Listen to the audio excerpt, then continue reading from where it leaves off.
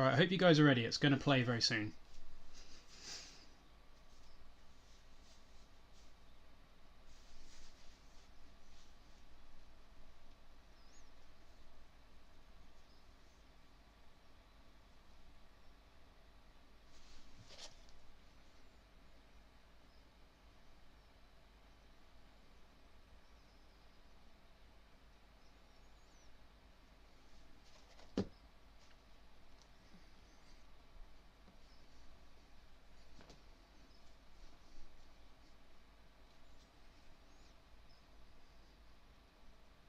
Honestly, I think calling this guy a genius is an understatement. I mean, the guy's on a whole new level. The abilities of this guy genuinely terrify me. Wait, BossKrenko, who the f*** is this?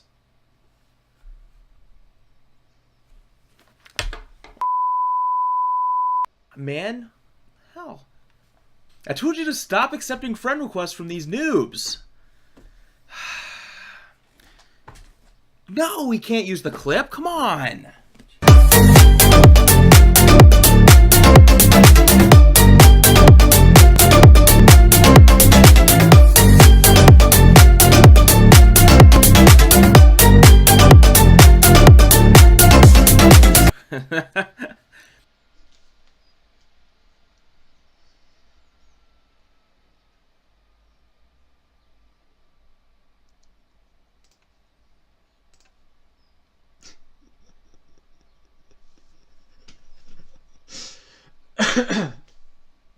That's pretty good, huh? I had a lot of fun with that.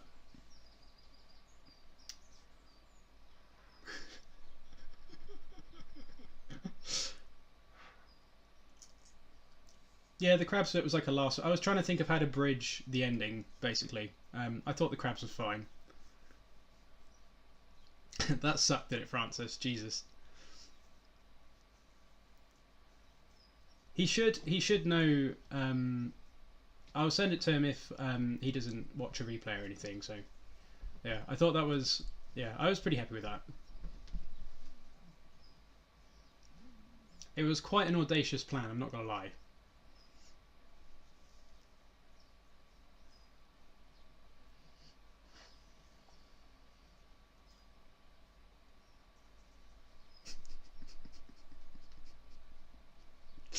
Yeah, I think he did a really good job. I'm still kind of amazed that he actually did it. It's pretty awesome.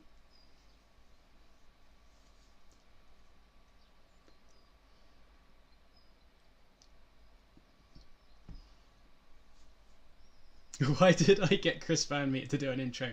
It's a good question. It's a good question. Oh, dearie me.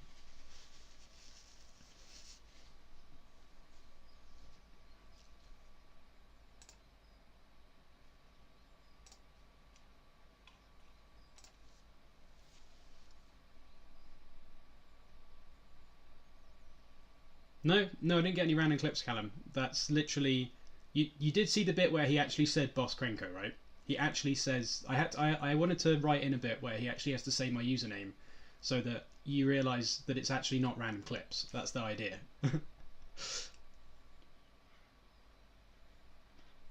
Although I think it's funnier if you send it to him saying, oh wow, this guy made this intro based on random clips of him. I think that's funnier.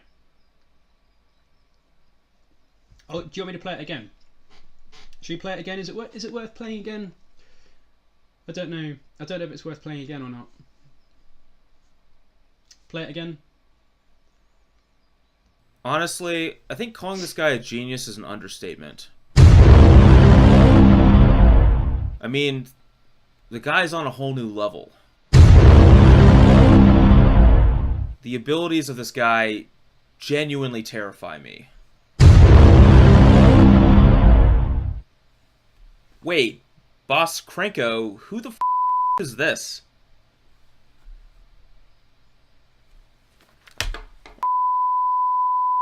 Man? Hell.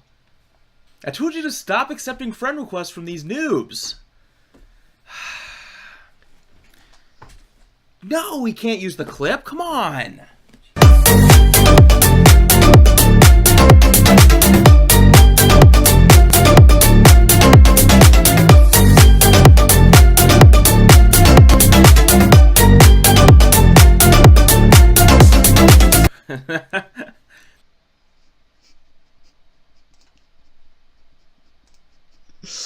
Oh, it's so good. I love watching that. I've watched it about 50 times, I think. Yeah, if you notice the bit where he actually says my username, that's one of the bits I think is just hilarious that I managed to get that in there. And also, the little laugh bit at the end is from where he redid a take on one of that bits, and I just wanted to include it somewhere because I think it's great. But I think he did a really good job. So, super grateful to Brian for actually doing it.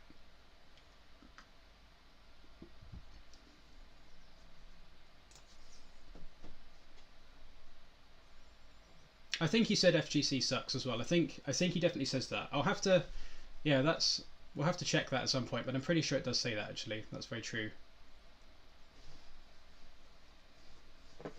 That'd be pretty funny as like a follow-up one. Is if I like post him a T-shirt that says FGC sucks for him to wear.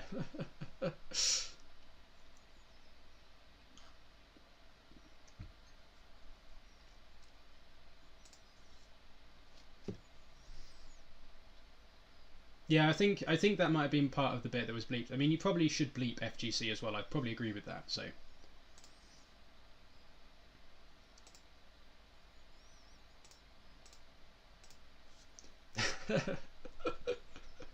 Yeah, that's true. We could try that. That might be the only way that we achieve that, actually. Yeah, well, I was pretty happy with how that turned out, in all honesty. I think that's probably just about. Probably just a little bit better than the first intro clip, I think. It's probably tops that one a bit, I think.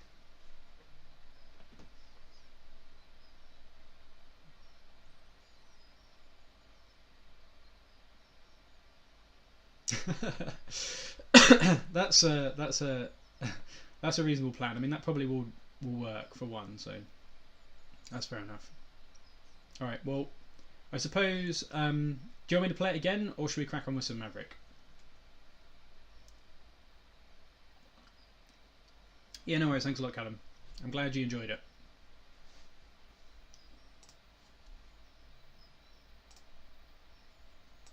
Do a round, sweet. By a round, I assume you mean play Maverick.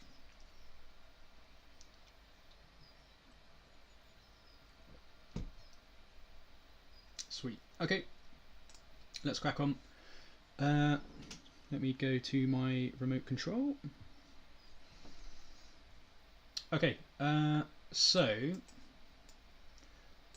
this is yeah, the crabs is good. I just wanted like a high impact bit after the chatting basically, but the whole premise of it being hilarious is the idea that no one in their right mind would expect this to be possible. So that was kind of the way I sold it to Brian, and I think he kind of, fortunately for me, kind of agreed that would be quite funny. So I was very pleased with that. Anywho, right, Maverick.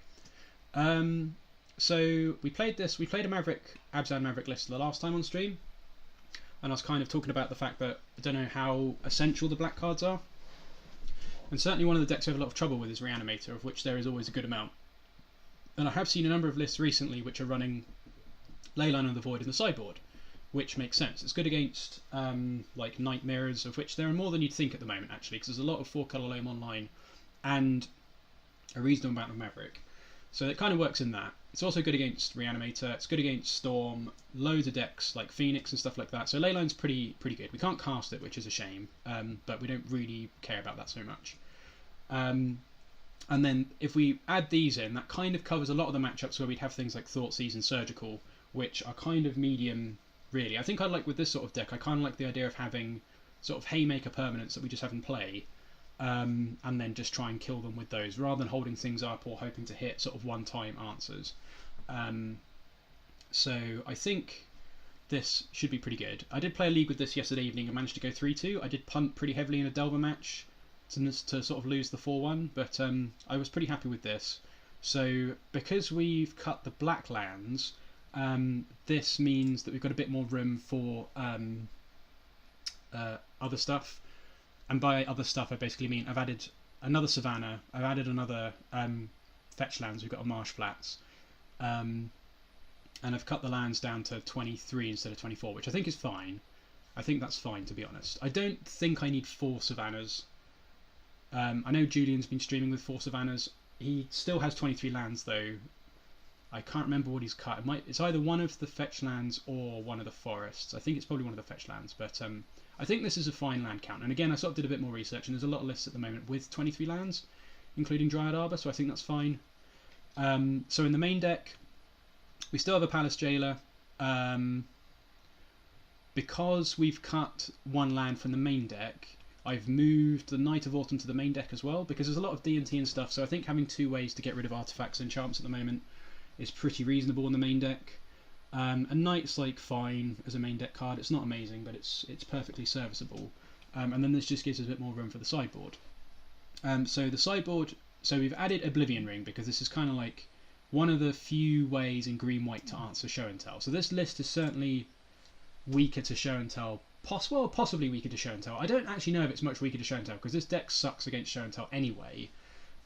So we've just gone from having 3 Thoughtseize to now having 2 Oblivion Ring, which isn't that much of a change, really. So I think that's fine. So we've still got a couple of chokes. I did have a debate about whether or not to have like a 3rd choke instead of one of the Planeswalkers, but like you bring the Planeswalkers in against the same matchups you bring the chokes in, apart from show and tell, pretty much. So I think that's fine. And I didn't want to have 3 chokes. I wanted to have another thing to bring in. So say because we've got 4 Thalia and a Gaddock Teeg that we really want to board out against Death and Taxes, having the 3 Walkers and the 2 Oblivion Rings means you've got 5 things to bring in against Death and Taxes. Like Oblivion Ring's not mainly against Death and Taxes, but it's okay. And then Garruk Relentless, Nissa, Vital Force, and Gideon are all good against, you know, grindy fair matchups. So I think that works out quite well. And then having the 3 Walkers should also hopefully be pretty good against Miracles. So I think this all makes sense. And it felt fine yesterday, so I guess we'll just give it a go. Palace Jailer is actually the card that I'm most... This is the one that I'm sort of the least sold on so far. Like, it's good, but I don't know. I'd definitely be up for believing that there's better things to have in the deck instead of that. But we'll see. I think the fact that you can't tutor it kind of sucks, because it is quite situational. So not being able to search it up isn't the best, really. But I don't know. We'll see. Anyway, let's crack on with the league.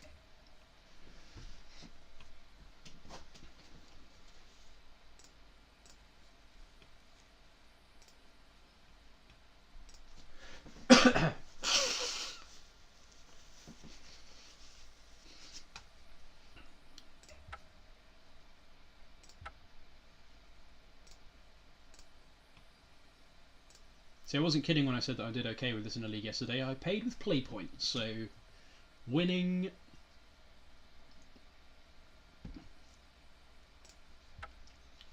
Right, let's see if I can focus a little bit more on this today. This definitely is a challenging... This is definitely a deck that tests your streaming and playing Magic ability pretty well, because there's obviously a lot going on. It's super grindy.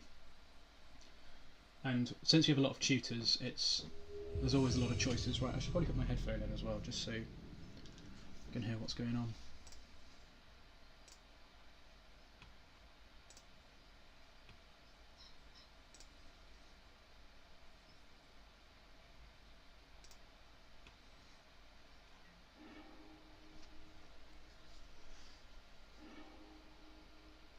Right, that's poking out a little bit. There we go. Okay, being on the draw is kind of unsurprising. I do seem to be on the draw a lot these days. This is... okay. So we've got something for creature matchups, we've got something for combo or control. So this is a fine keep. And we've got access to all of our basic lands, which is always very nice. So Polluted Delta looks like Thalia is going to be pretty good.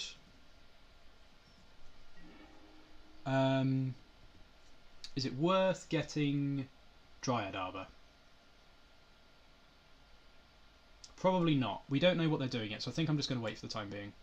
And I'll just play out the...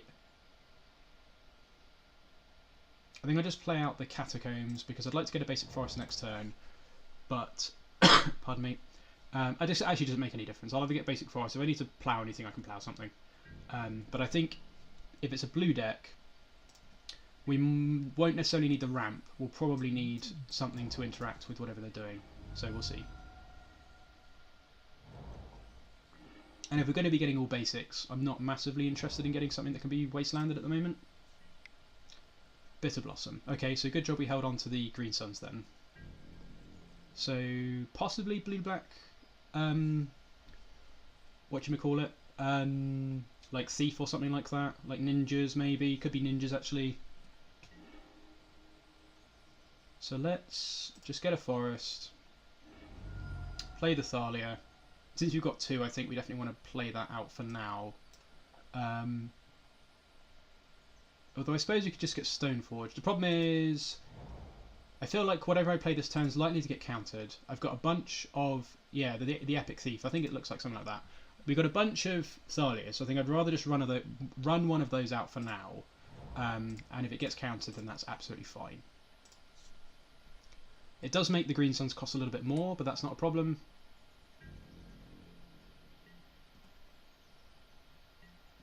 I think this is okay for the time being.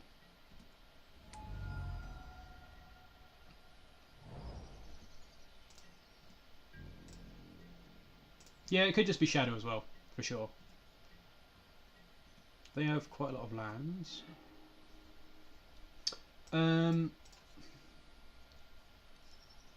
So I think this turn I'll play the Stoneforge and just play the Heath out. I suppose I should probably start landing them as well in case they start playing things that are annoying. So maybe I just hold off on the Green Suns for now because we can answer the fairies with the GT anyway. So it's probably worth playing the Stoneforge, well, playing a Wasteland out first, playing the Stoneforge so they don't get dazed, and then I can play Green Suns in a couple of turns. Actually, I suppose what's more important to resolve? The problem is, I can't Wasteland if I want to play this anytime soon, the Green Suns. So I think we're basically on the Stoneforge plan at the moment. So I think I'm going to do that. Let's play a Wasteland out. Play this. And then if they force this, I might not Wasteland.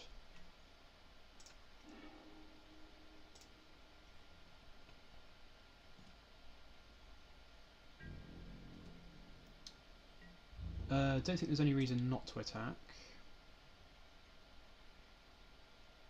Yeah, if they attack with a ninja or something, we can't block the rogue anyway.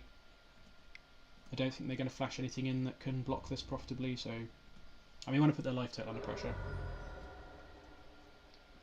And I think I'll Wasteland them in their upkeep since this resolved. Snapcaster Mage. Okay, so that's fine. It's pretty aggressive.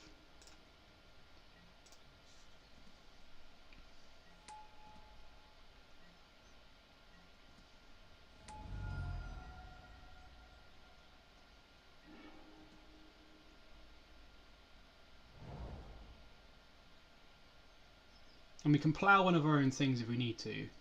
Fatal Push, that's fine. So they probably have like a Daze or something in hand. Although Snapcaster means they might not have Daze, I guess.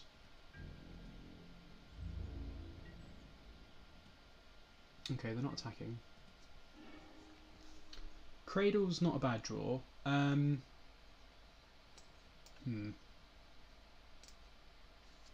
So we can't get anything with the Green Suns this turn. I guess I'm kind of punished for not getting a Dryad Arbor now.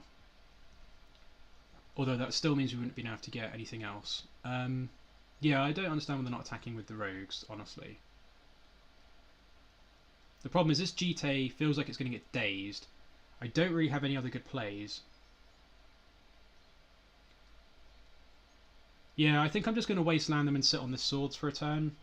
I think that's probably the best thing to do at the moment. Oh, and get an Arbor as well. Yeah, that makes sense, I suppose. Oh, I can't be dazed. You're right, Pete. I can't be dazed.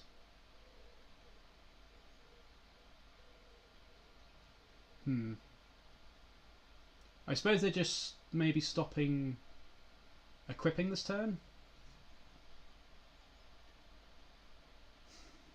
I think I'm just going to play the GTA out. You're right. They can't daze me. They can't force me. Yeah, it would be me, I guess. I do kind of like the idea of wastelanding them, though, but that doesn't help much in the long run. And I'd really like to equip this GTA sort of ASAP. So I think I'm just going to play Heath, get a forest, play the GTA, and I think we'll go from there.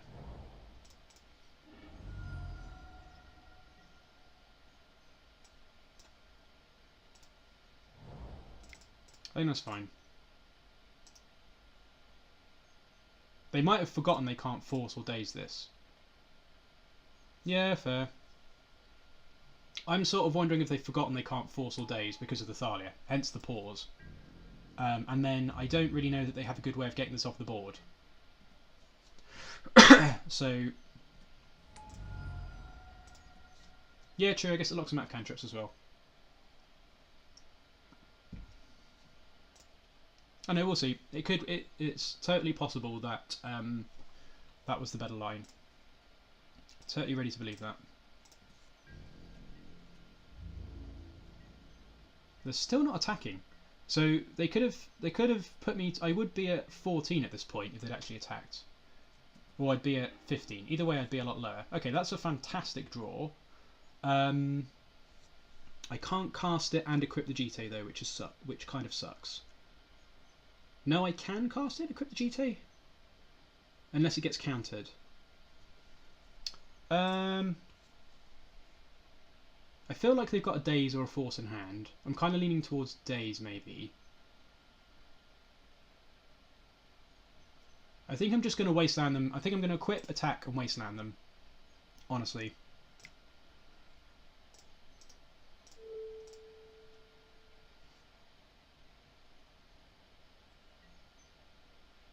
Although I suppose, do I even need to... They could have a fatal push. That's a very good point. Doesn't make any difference to what I do, though, I think. And I can still play the knight next turn, which is fine. I think I'm just going to attack and then see what they do. May as well wasteland this in combat. Doesn't really make much difference.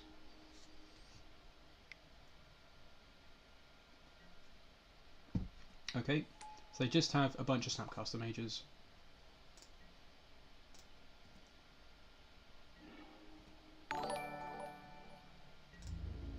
Thanks a lot for the follow, AZ Show. Thanks for checking us out.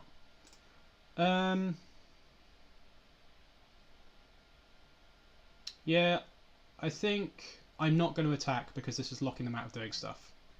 So I'm just going to pass. I don't want to trade my Thalia at the moment. Which I would do if they blocked with everything. No, if I attack with everything, I can't... I think I'm okay to wait a turn, because I can't cast anything. And then I can sword something this turn if I need to. Like, they can't really race us. I think this is fine. I don't think I should have attacked there, because since they had the Snapcaster, if they block me with 5 things... I can only kill 4 of them before combat, before the normal combat damage. So I think that's fine. Like, they've only got, as you said, they've only got 1 land. And then this turn we can knight the Bitter Blossom. And we should be fine. Although I suppose... I think I'm just going to hold up swords and go in and see what they do. Because if 1, 2, 3, 4, 5... No, that doesn't do it. So, because they've got the extra Fairy Rogue, I still can't really attack. I guess it doesn't matter, actually, because I can play the second Thalia out. So, what I might do is attack now, then play the Thalia and equip. Yeah, I have another Thalia, so I think this turn I'm going to attack. I think that makes sense. And then I can equip with Cradle plus something else. It does give them a window to do something, but I think this is fine. Like, they have to trade off like their entire board here, so... Yeah, there we go, that's fine. Yep. Put this... Actually, I suppose I'd rather have the flyers dead. So let's do this.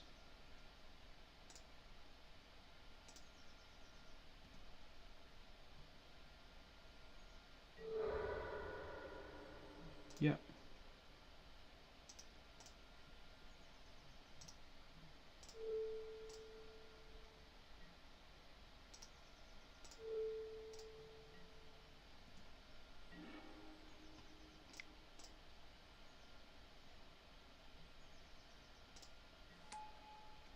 It's pretty sweet.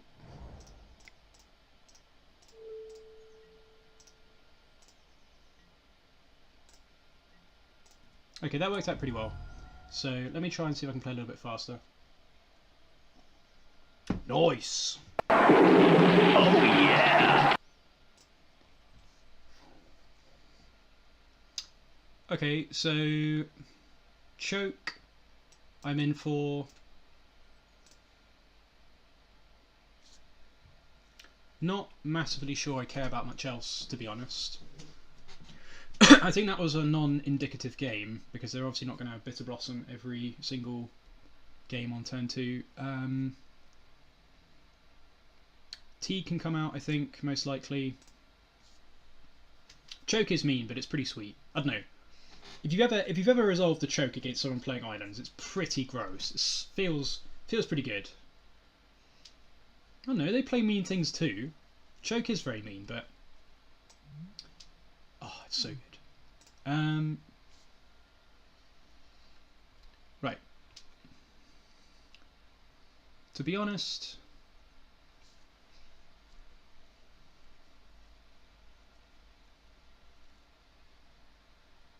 I could probably cut like a basic forest maybe. I think everything else is pretty good. I don't really want any planeswalkers against what might be a Daze deck. They've got a bunch of non-basics, so Excavator seems good. We know they've got enchantments. I could play the intro. I think I'll save the intro for after this one. Library's very good. I think I'm just going to cut a basic forest, honestly. Don't know if they have any wastelands yet. I suppose I could also cut a wasteland, but that seems silly. I think this makes sense. Is there anything else I'd rather cut instead of a basic forest? Yeah, they do have back to basics. Hey Nick, I'll play the intro after this match. I don't really want to cut forest. I think Palace Jailer against. I think actually Palace Jailer is probably the cut. Yeah, because against, as you say, against Bitter Blossom, Palace Jailer seems less than stellar. So I think we'll go with that. You're going to be in for a real treat, Nick. Okay, let's try and take down the second game. It's a bold strategy, Cotton. Let's see if it pays off for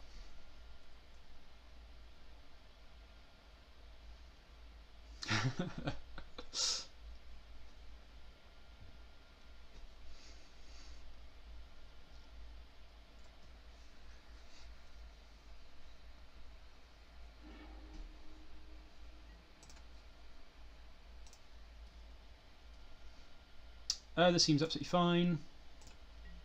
So we've got 2 basic lands, a wasteland, and we've got a Pridemage, so that's pretty sweet. So we'll just play the Windswept Teeth out and pass, unless we draw a Mum or a Dork. We drew a Zenith, so I think this is worth getting a Arbor with. And they might think we're stuck on mana as well, so they might daze something. They might daze this or whatever. It's fine. Guess they could also just like push it, but I think this is absolutely fine for us. And this means we can kill a turn 2 Bitter Blossom again, or we can just play Knight. We've also got a tracker as well, so at the moment I think next turn we're just going to be playing Knight. They've got Fatal Push, so we don't care whether this is 2 or more toughness because they don't have bolts or anything. So we'll play Knight next turn, and then we'll probably go Tracker plus Heath on turn 3.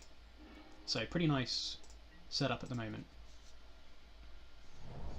I think everyone's playing Maverick at the moment because there was, I don't know if I'm saying his name right, Dooges or Doogs on Twitch was playing Maverick earlier, and I think Eric was also playing Maverick earlier, possibly. There's a lot of Maverick around. Okay, that's pretty good. So just do this, and if it gets countered, so be it, I think. This tracker should be pretty gas if that resolves. The fact they have to force this is awesome. What did they pitch? Snapcaster Mage? That feels good for us, I'm not gonna lie.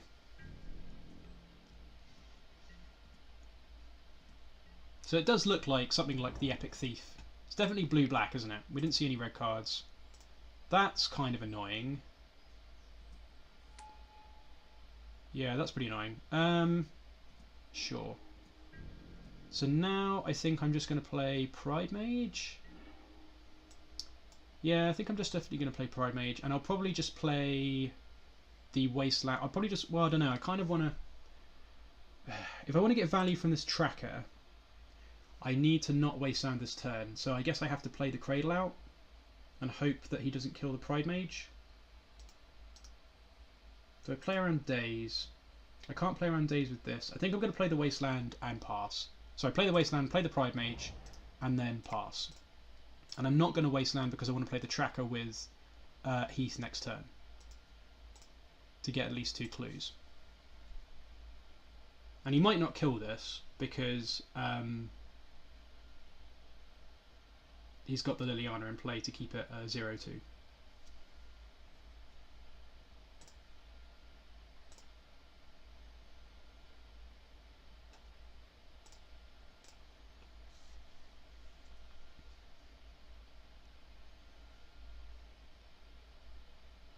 I suppose it's possible he dazes this just to return his land and tap my Wasteland, which is also fine.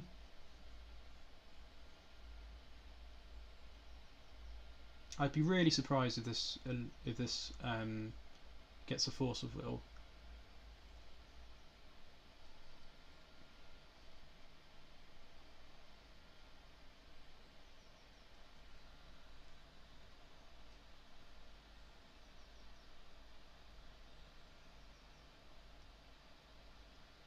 But I think the sequencing's been fine so far. Like running the Knight into counter magic, I think was okay because we really want to try and play we really wanted to try and play the tracker on curve. The fact that he had the removal for the Arbor kind of sucked, but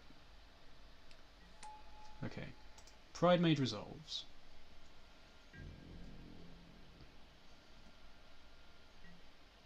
I mean, I suppose there is definitely an argument to just wastelanding him. Maybe I should just wasteland him. I don't know.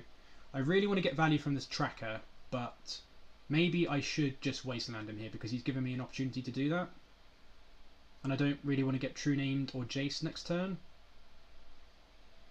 So wastelanding actually might be quite important, even though it makes tracker worse.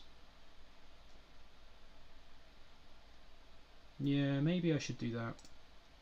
I'm going to waste him. And then just pass. I think that's okay. It does mean that this Liliana is going to be difficult to pressure for the time being, but yeah, we can at least attack with Exalted, I suppose. The fact he had another land sucks. If this is a true name, it's a Yukiro, so it is ninjas, fine. The Knight of Autumn's probably fine, actually. So now we can go Cradle, play Knight, and then we can play oh, hang on, I need to tap white for this. Then I can play the tracker next turn. And hopefully this doesn't get dazed. I am going to play this out though, even though it's not particularly exciting. But to be honest, the 4-3 is probably fine at the moment. And I guess there's no point attacking with the Pridemage, so they can just block. Can this be blocked? Yes, it can.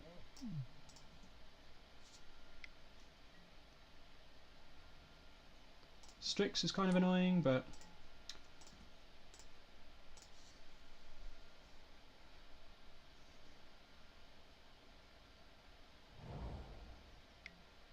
yep. So Fatal Push would kind of suck here. We really need to pressure this Liliana somehow. Yep, that makes sense. But we can kill the Strix with the Pridemage, with the Knight, in response to the Exalted trigger, and then they have to block with the Yakiro. Problem is that it makes Fatal Push live, I suppose. The Canopy's not the best. Let's cast the Tracker now, just so that we can play through days, in case they kill a bunch of stuff. Wow, that got a Force of Will, that makes sense. Okay, so that's fine. It's kind of annoying, but it is what it is. Now we can crack the Canopy, which is not the worst, although I think the best thing to do is to kill the Strix with the Pridemage, and then attack with the Knight, and then kill the Strix with the Pridemage in response to the Exalted trigger. I think that's probably still the best place to be, because we need to pressure this Liliana.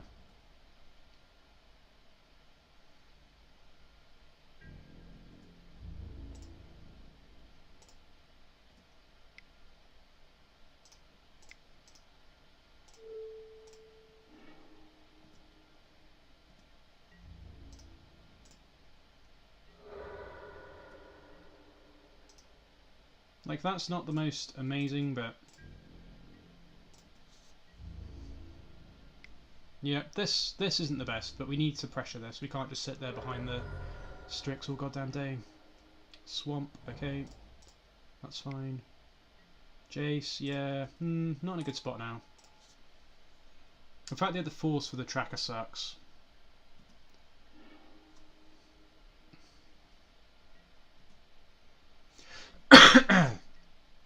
And they can start going nuts with the Jace and the Akira, which is annoying. That's pretty good though. The problem is, still doesn't really do a lot for us at the moment.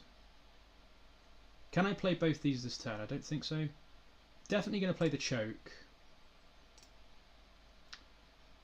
1, 2, 3, 1, 2. I can only play 2 things. I think I'm going to play the Choke. I think the Choke's pretty important. This Liliana still has 3 turns to tick up. We've got a Canopy. They haven't got any other cards. If I let them untap with Jace as well and their mana, I just don't think there's any way we get back into this. So let's get a Forest, I guess. Doesn't really make any difference. And play this Choke out. And then we'll play the Heath, I guess. Oh, hang on. Let's not pass through the turn by mistake. And that'll do. This still might not have been that good. I guess they get to untap their swamps, but... Okay, they forgot to use Jace before attacking with Yakiro, which seems weird. I would have thought you'd want to do that first.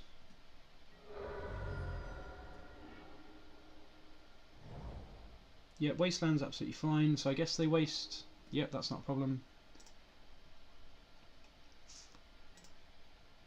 Yeah, okay. I suppose they're just going to try and aggressively go up with both now. Sure.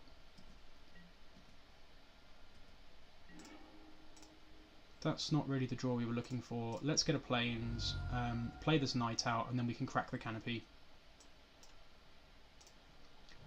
So they can keep bouncing the Knight, which is kind of annoying, but it is what it is. Let's put counters for now. Yep, that's fine. Play the Canopy. Crack the Canopy. Actually, I suppose you should just wait. Because we don't want them to take anything that we draw that's good.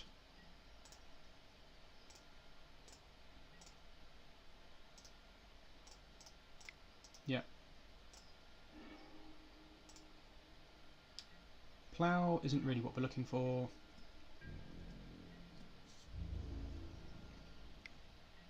So they're just going to keep going up and down with Jace. That makes sense. And we're going to lose to this Liliana most likely.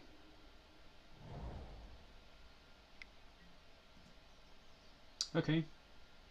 That's an interesting one to play out, I guess.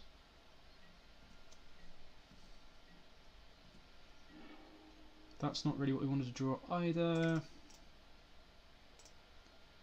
Probably should have played this Heath. If this gets dazed, I'm going to be pretty annoyed.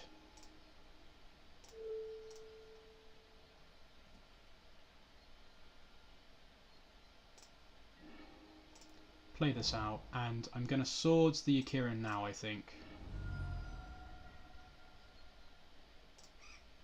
Because it's just going to generate them a lot of value.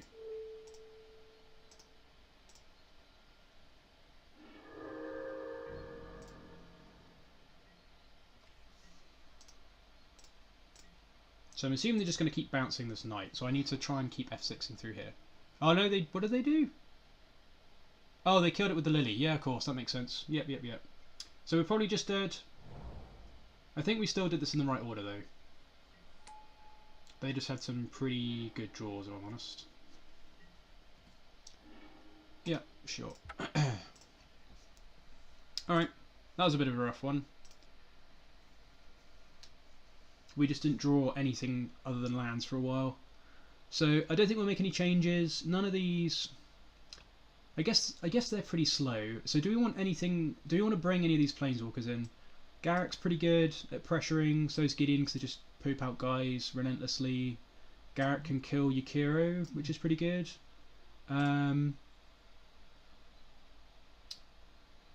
Yeah, I guess. They didn't really use... They never actually zeroed Jace though, so...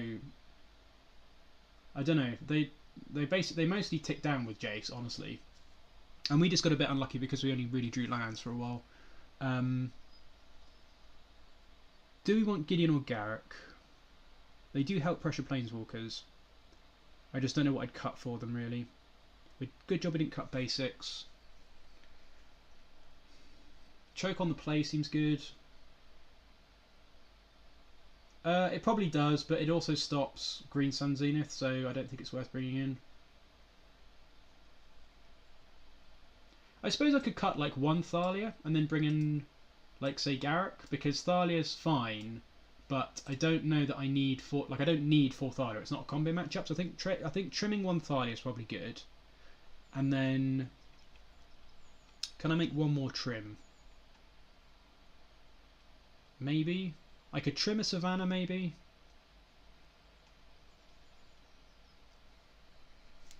I think that's fine. Mum means we can attack through things to kill Planeswalkers. Stops Fatal Push. I think Mum's pretty good. I don't think I want to cut Mum, because we really want to attack Planeswalkers based on the last game. I suppose I could trim like one Mum, but I'd probably rather trim a Swords than a Mum, honestly. Because I don't really want to Swords a Snapcaster or... I don't want to Swords a Snapcaster or a Strix. So I'd probably go one Swords, one Thalia. I'd rather just control the board with the Mums and stuff. So I think that's fine. And Mum also means they can't bounce things with Planeswalkers potentially. Let's try this. And I'll see if I can play through this a bit more quickly. We've got 10 minutes. Yep, this is gas, so looking for the turn to choke here. It's a bold strategy, Cotton. Let's see if it pays off for him.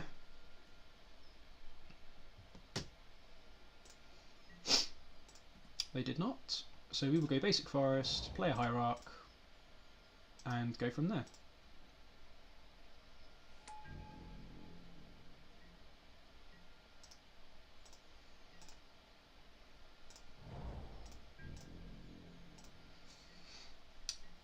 Right. Is it worth playing around Spell Pierce or anything like that? I don't know that it is. I think I'm just going to slam this choke, and if it gets forced or whatever it gets forced, it doesn't look like they're necessarily playing Daze. What do we reckon? Choke? Choke them out? I don't really want to play Knight because that actually kills them, and I'd rather that. I think I'd rather have the Knight than the choke, honestly. So I think I'm happy to shove the choke at them and see what happens. I think that's what I'm going to do.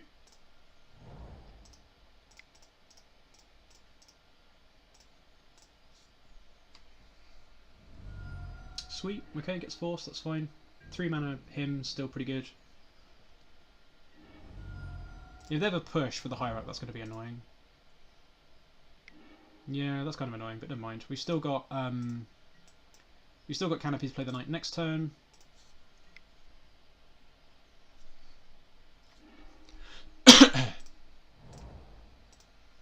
That's definitely annoying. So now we're going to play Green Suns and get a Hierarch.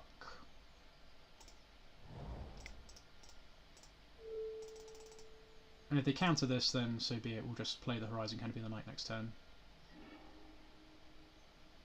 That's fine.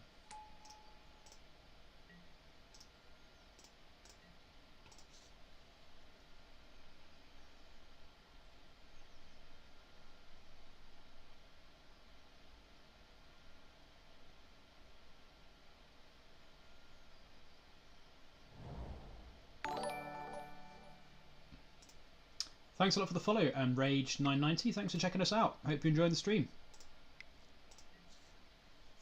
Why do they must have like 4 Bitter Blossoms in their deck or something stupid. Okay, so now we're just going to play Knight and Wasteland them.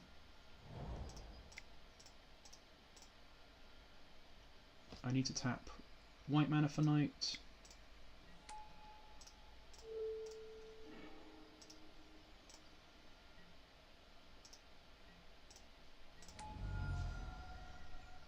So for anyone that hasn't followed yet, we're actually currently sweet. Woohoo! We're actually 8 followers away from the magic number, so if there was ever an incentive to follow, this is probably it. Okay, that's pretty nice. So they must have just had like no lands left, which is pretty sweet. Easy match, easy life. Alright, so Nick and Tom, if you're still around. Oh, Nick looks like he might have wandered off. Yeah, who wants to see the intro clip then?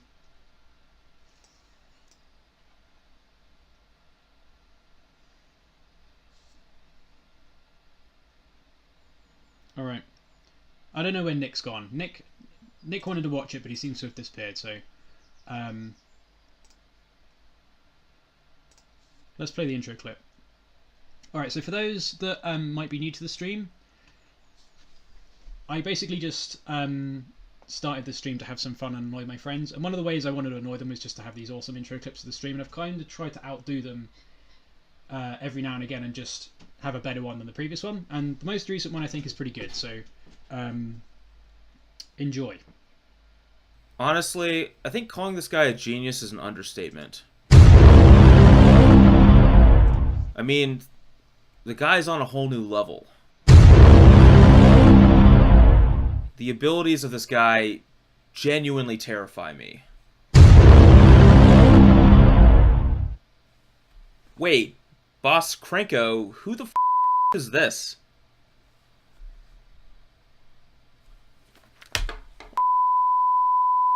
Man? Hell. I told you to stop accepting friend requests from these noobs. No, we can't use the clip. Come on.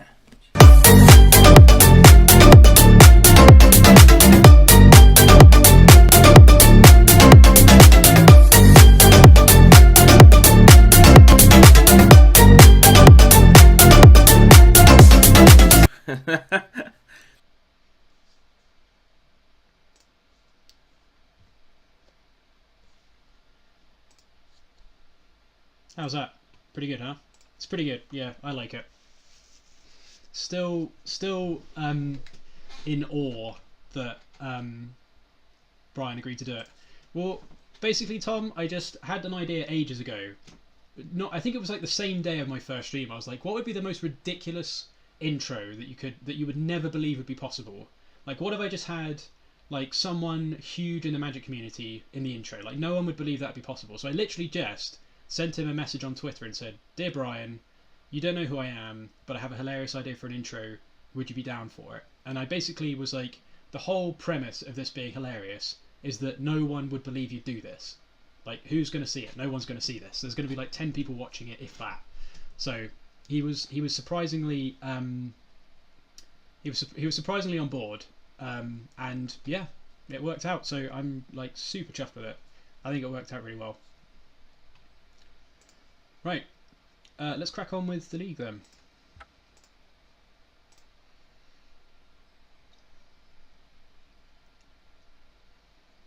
Yeah, he was a really good sport about it. I mean, I was kind of hopeful. I mean, based on my perception of him, it seemed like he'd be kind of down for this sort of humour.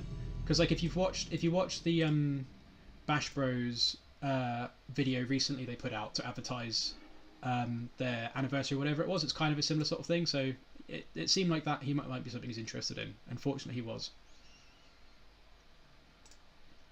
Thanks very much for the follow, Nathematics. So again, just for anyone that's not followed yet, we're currently at 62 followers, so 7 away from the magic number. So if ever there was an incentive to follow, now is certainly it. And this is this is definitely definitely a keep, I think. We've got Thalia, we've got swords. This seems fine.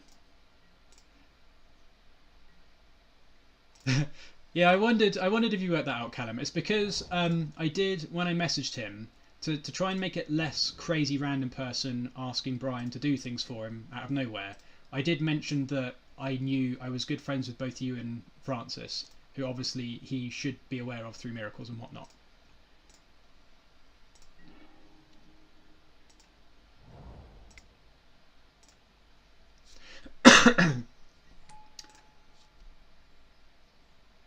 Yeah, I was going to say, who is Mental Misstep? Because they just said in Magic Online chat, "Wow, a streamer." So I guess we're starting to accrue some infamy, which is kind of hilarious.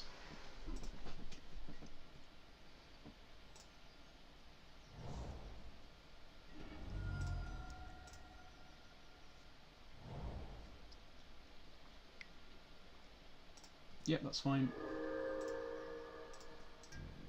So I think I'm going to get Forest and just play this Thalia out this turn. I don't really want to get back to basics, and the Thalia is super annoying for them. Looks like Miracles, smells like Miracles. I suppose it could also be Blade since they fetched a Tundra, but who knows. I guess they must just have a Delta.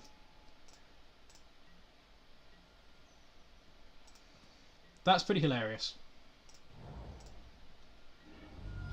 Ooh, Marsh Flats. So maybe it's like... No. Definitely Miracles. Alright, well we've got the Plow, which is kind of gas. And he can't do anything about it, which is also pretty good. It's a bold strategy, Cotton. Let's see if it pays off for him.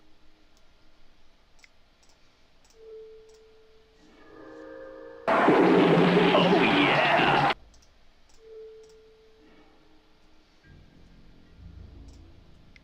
I think that was a pretty good turn. What do we all think? Dumpster!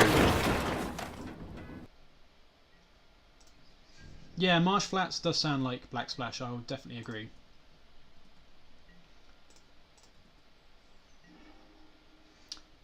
Okay, so this turn I think I'm going to play... I guess I'll just play Hierarch and Arbor, to be honest.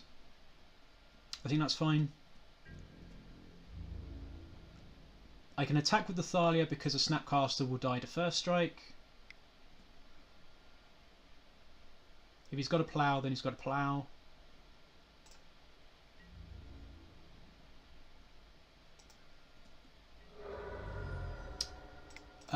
Right, let's play Stoneforge. I guess this might get forced. And we will just get Sword of Fire and Ice. Seems pretty good. And we'll pass. I'm not going to play any more creatures out than this at the time being, though, because I don't still know if this is Miracles or if this is Stoneblade. And if it's Miracles, then that wouldn't be the best.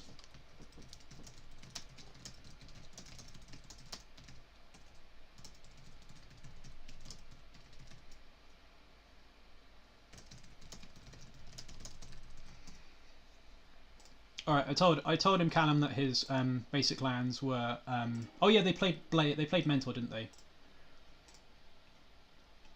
Okay, we didn't draw a land though, which kind of sucks, so I can't equip this turn. So we'll just attack for 3 and go from there.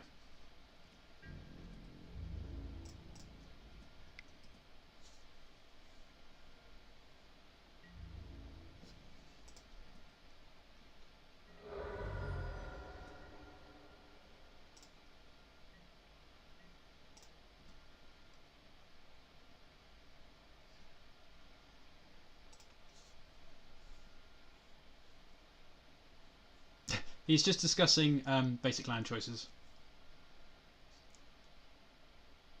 Too lazy to get Mirage Plains. I can appreciate that. No one even likes Mirage lands anyway. Who even likes Mirage lands? They're so lame. I don't know anybody that likes Mirage lands. Hang on, I'll show chat after this. Probably when we sideboard. I just want to try and keep up on clock a little bit.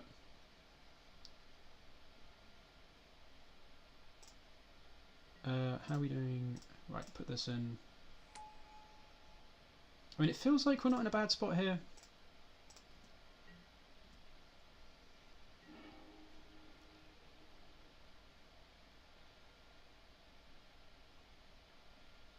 So this could... No, I guess he actually can't Terminus on my turn, can he? He can only Swords.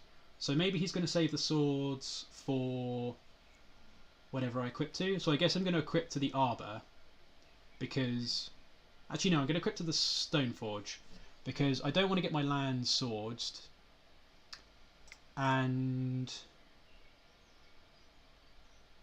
what do I do? I don't really want to get Thalia and the thing...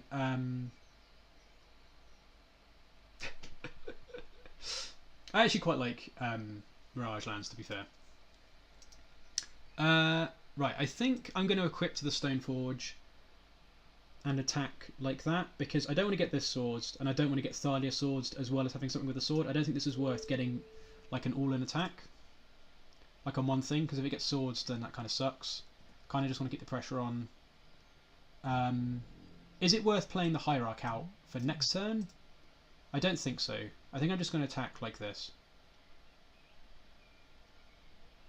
Like if this gets swords, then we can just equip next turn. It doesn't really matter.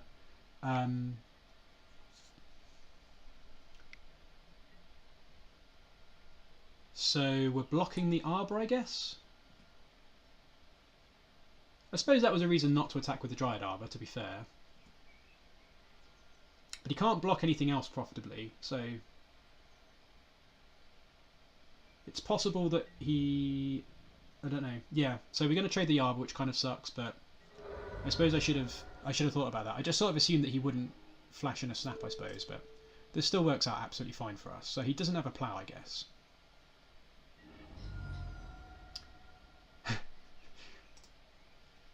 Apparently he has a friend asking what my stance on Brexit is. Right, let's try and get through this and then we can catch up with Sweet. Hang on, let me see. I'll show you the chat. I don't know if you can see all of that or not. I suppose I could pop it out, actually. I kind of had it lined up nicely, though. I bet it's completely out of line with my flipping overlay now.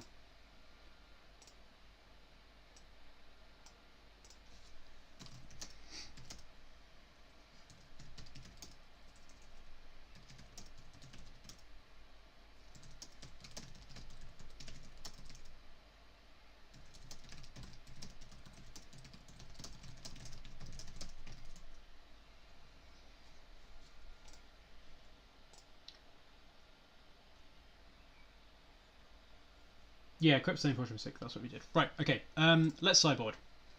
So Choke's obviously good. So this is the Miracles. This is where we get to try out the Miracles tech. So that's all good.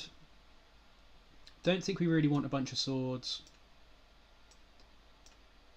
We can definitely cut some wastelands. Probably like 2.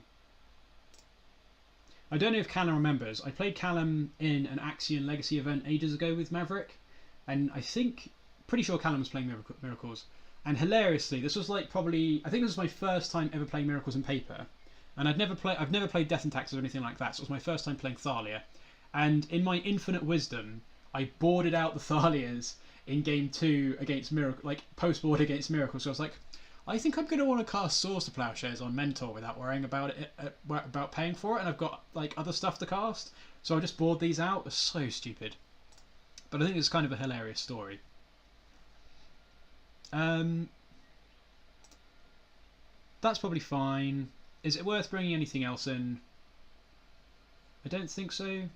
I guess I just cut one wasteland. I don't think I really want any swords. I can kill... I guess Mentor kind of sucks.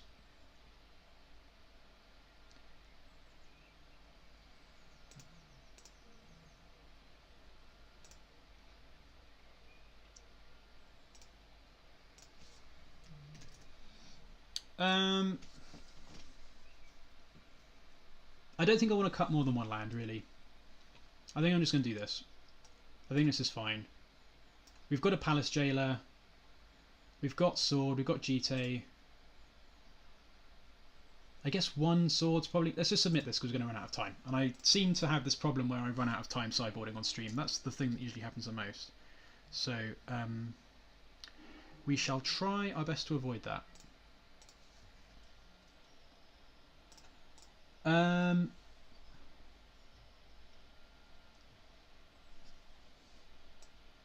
This is an interesting one.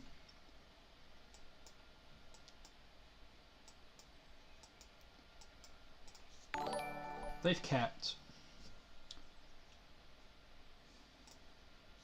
If we draw lands, if we just draw lands for the rest of the game, then this is probably good enough. But having the GT in hand is kind of already a mulligan. Having 2 lands and a bunch of like expensive things is already a mulligan. But the choke's really good. The Nissa's really good. I think since we're a game up, I'll probably give this a go, honestly. The GT's not the best, but it at least gives us something to do with 2 mana, I suppose. I'm sure we're going to draw land. We're on the draw as well. I'm going to keep this. I could totally see mulling this based on the fact that we've only got 2 lands, one of them's an Arbor, and the fact we've got a GT in hand, but I think I'm going to try this. Like, we have so many haymakers here that I think this is pretty good.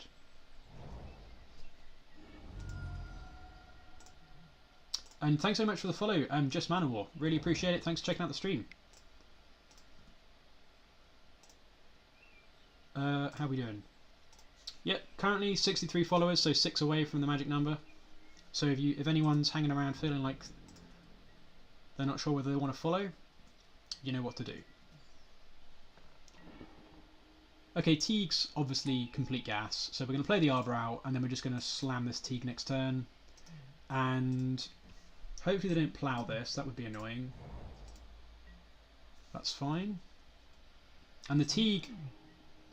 it's not the best draw, I suppose. I suppose double choke's okay if we draw another land. I'm going to get a Savannah, because we absolutely cannot play around back to basics here. And the Teeg should hopefully elicit some sort of counter spell or removal. Thanks a lot for the follow, Hershni. Thanks for checking us out. Hope you're enjoying the stream. Accumulated knowledge is fine.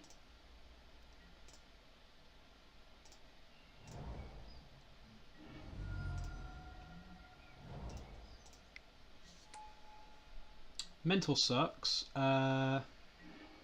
Choke would be pretty good. That's not the best.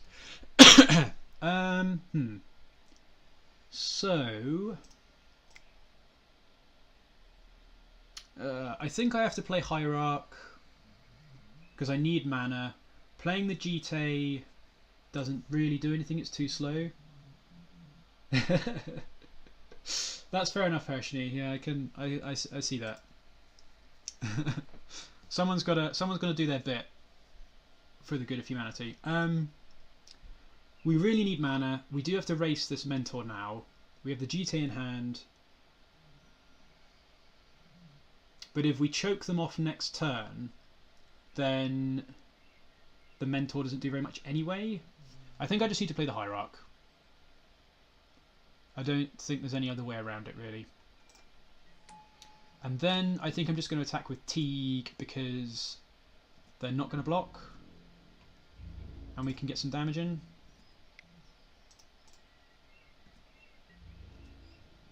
I think this is fine. Yeah, I think that's all okay.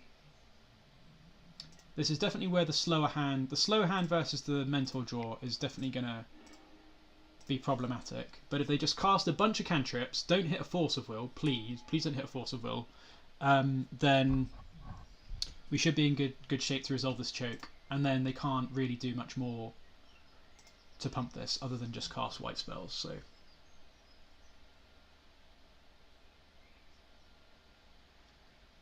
However, if we draw a land, so if we draw a land next turn, I guess I might play Jite. That might make more sense. Let's just see what the situation is, I guess. But as it stands, we're just going to slam chokes, and then they'll do what they want. Because this Jite will clear up the monk tokens quite nicely. No blocks. That's okay. That's definitely the one that I'm least worried about them ploughing. I guess it does mean now they can force things. I suppose I forgot they couldn't force before, but... Okay, Scryb Ranger is not what we're looking for. Okay, let's see if this choke resolves.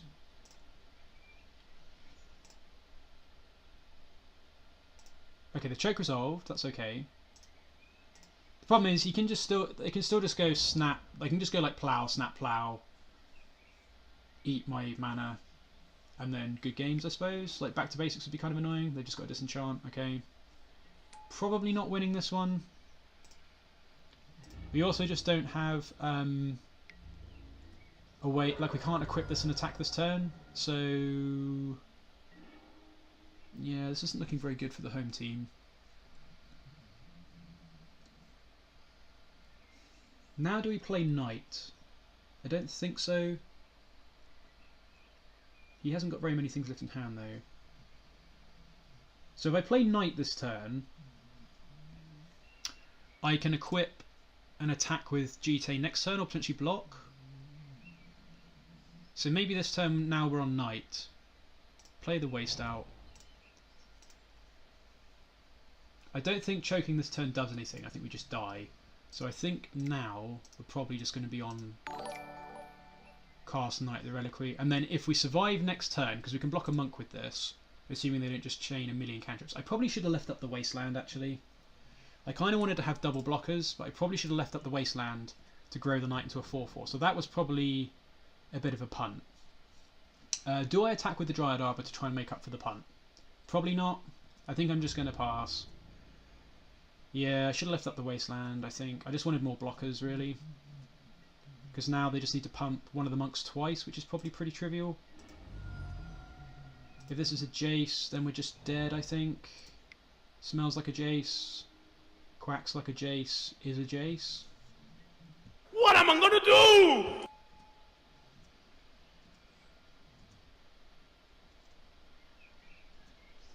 Yup, so probably just bounce the Knight.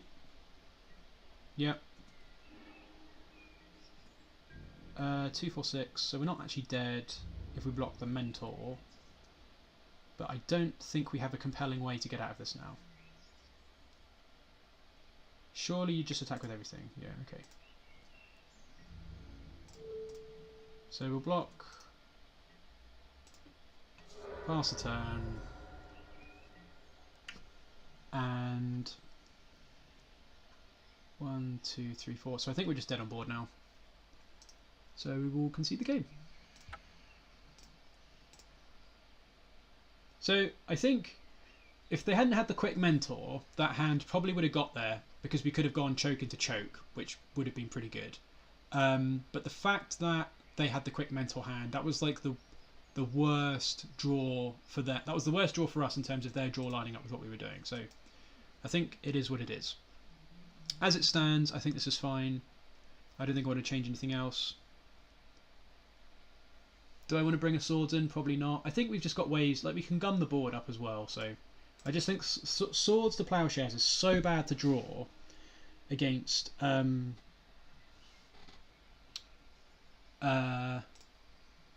miracles in most situations that it's just not worth it. Okay, so this time we're going to go Forest Hierarch, and then we can play Teeg plus Mum. Although maybe it's better to go Mum into Teeg. Maybe it's better to go Mum into Teeg. That might make more sense. Because this kind of roughs them up. We don't really have a high curve at the moment. I think I'm going to go Mum into Teeg. Because Mum into Teeg's like almost the hard lock. Because they can't cast Jace, they can't plough the Teeg, they can't cast Terminus, so I think we're going to go Mum into Teeg and see what's what.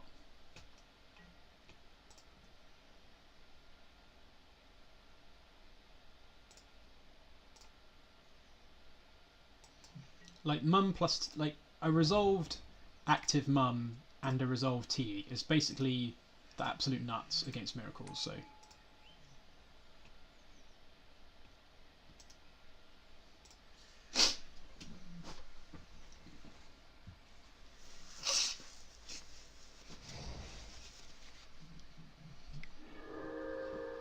That's okay. Now I think I'm going to go Mum plus Hierarch. Because I kind of want to get this Mum online.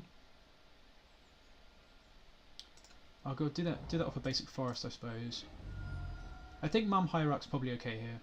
I don't want to just run the Teeg out with the chance that it's going to get ploughed.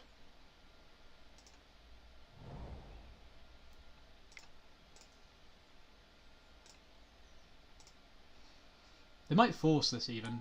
No, that's fine. There was a slight pause though, so it could be that they've got a force in hand. So the Teeg may get forced.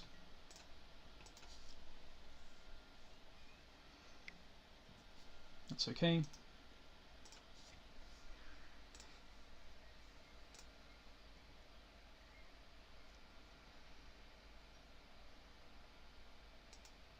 Is this the second match? This is the second match, I think. Yeah, match 2. Okay.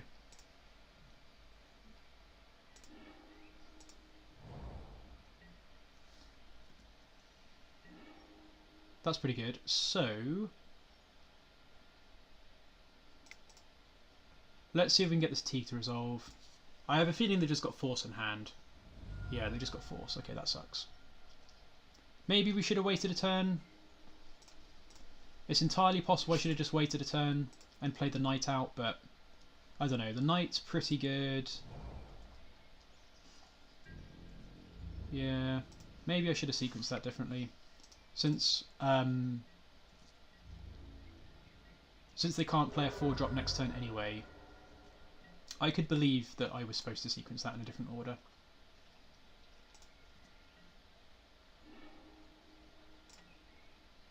Yeah, fair enough. Fair enough. Yeah, you're right. I sort of forgot that they might put something on top after the brainstorm.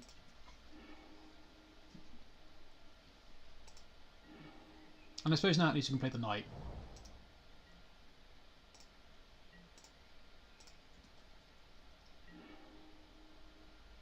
Wasteland's pretty good, so we can cast the knight, then waste the Tundra and keep him off of Jace next turn.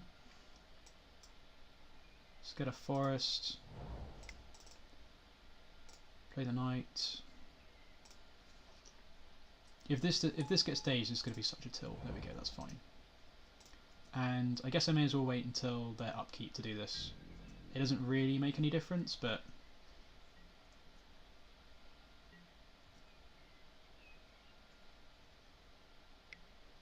fine. Go nuts.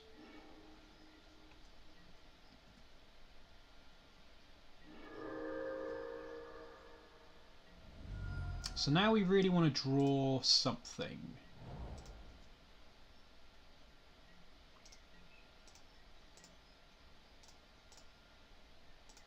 And I suppose it could have been bluffing force as well, so...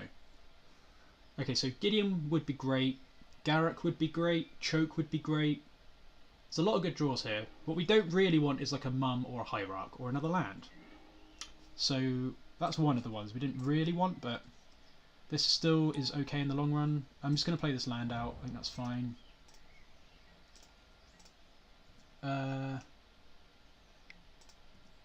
Okay, so Brainstorm into Ponder. Yeah, Palace Jailer would be pretty good, that's a good shout. Palace Jailer would be very good. Would be excellente. So something good this turn would be gas. That doesn't really count, but it will play it out.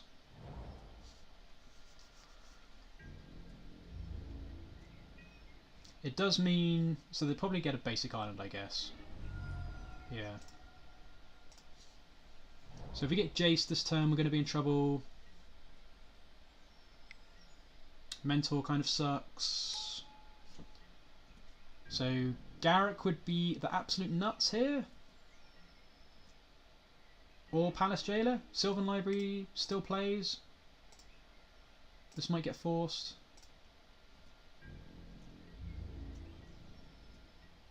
At least we have a fetch with the library, so that's okay. This is a bad matchup though, for what it's worth. So, well, maybe not. I don't know. I think it's a pretty rough matchup, just because we've got so many cards that don't necessarily do anything. That's fine. So, I feel like they've got... I guess maybe they don't have a force in hand. Maybe they've just got like a Jace and some other stuff. Don't know. Okay. Yes, I'd love to use Sylvan Library's abilities. Okay, so we can put we'll put this on top, and I think we'll take both of the other things. I think the Pridemage is good enough to keep. Honestly.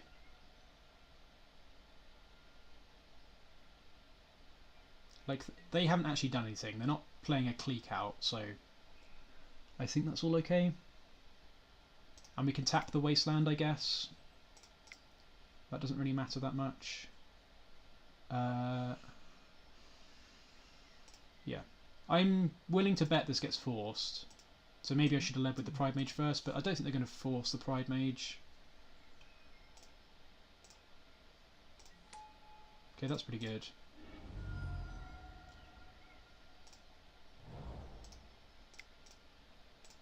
And they might have thought that there was going to be something better coming after the night as well. Yeah, they could have Council's Judgment, that's a good point. I was thinking that. I was thinking Council's Judgment. We just previously didn't have anything for them to Council's Judgment, I guess. Snap Plow, okay.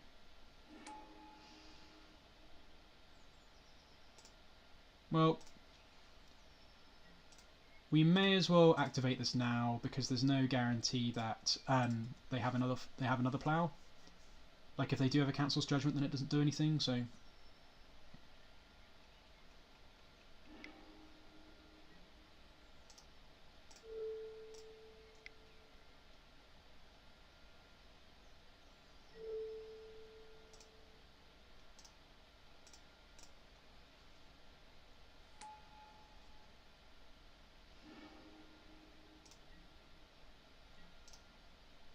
yeah, I think activating theirs fine.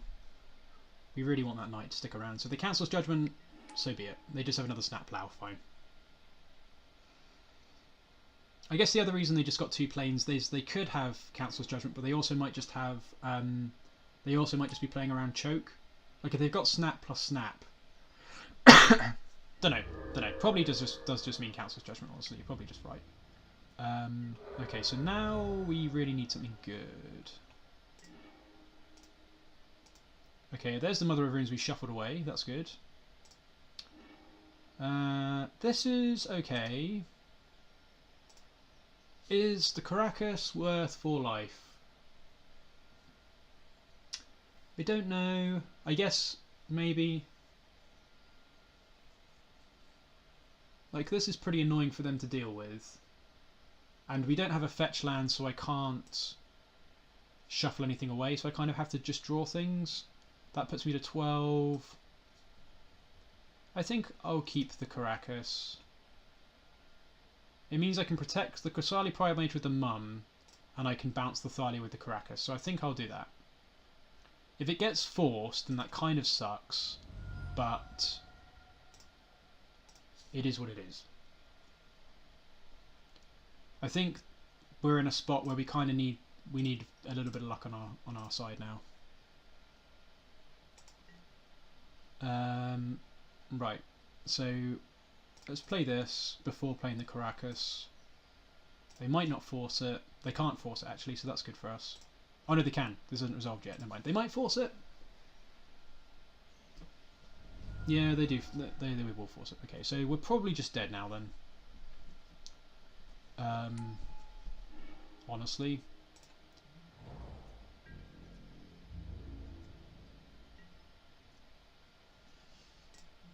Not looking good for the home team, folks.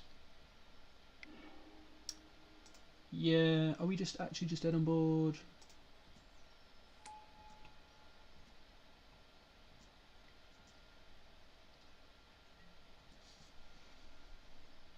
So if they have one more, if they have like a sword or a disenchant, 2, 4, 6, 7, 8, 9, 10.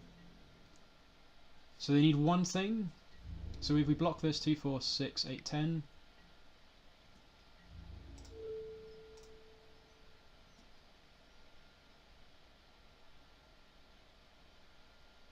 Three, 6, 9, 10, 11, 12, 13. Yeah, so if they have anything in combat, we're just dead, yeah. Boo!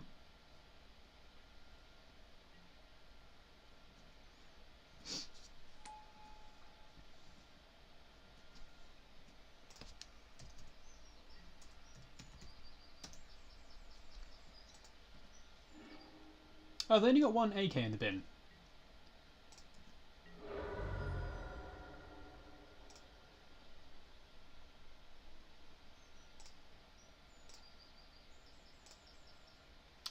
Okay, well, that was a tough one, but maybe I do need to have swords then, I suppose. I don't know. Swords is just so bad against... Like, if they're winning, then you need swords, but if they're winning, then even if you swords them, you're probably not going to catch up anyway. Whereas if they play a mentor and you don't have swords and you're already in a good spot, then it doesn't actually matter that much. So I still think swords isn't worth it. Well, anyway, thanks everyone that's still hanging around. So we've still got 3 matches to play.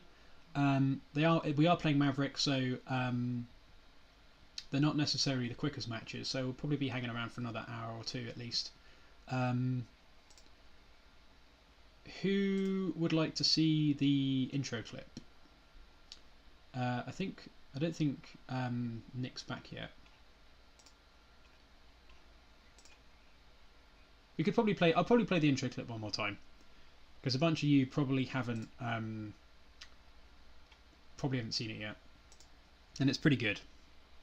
It's kind of a thing that I like doing on this stream is having ridiculous intro clips. So we'll play the intro clip, and then we'll play the next match. Honestly, I think calling this guy a genius is an understatement. I mean, the guy's on a whole new level. The abilities of this guy genuinely terrify me. Wait, BossKrenko, who the f*** is this?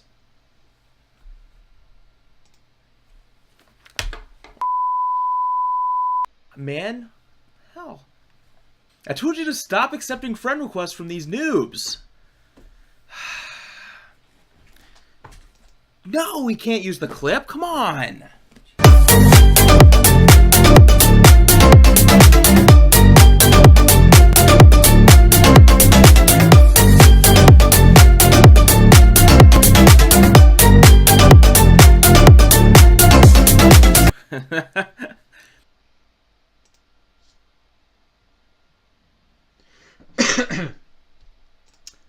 Yeah, that intro clip. It's pretty good. Hey, how's it going, Eric? Who was he talking to? His agent. he probably has lost his mind to agree to record an intro clip for me for sure. So I thought it was pretty good. It was quite an ambitious undertaking, I'm not gonna lie.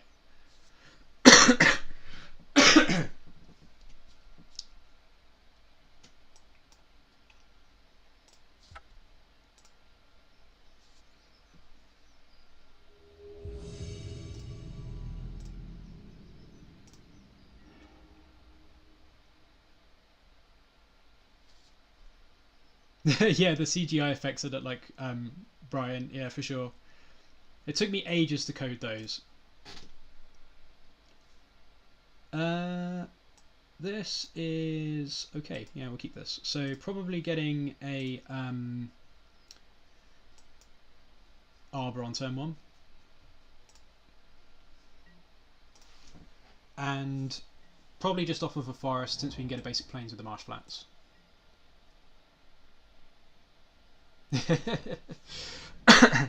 Yeah, I know. My CGI skills are pretty legendary.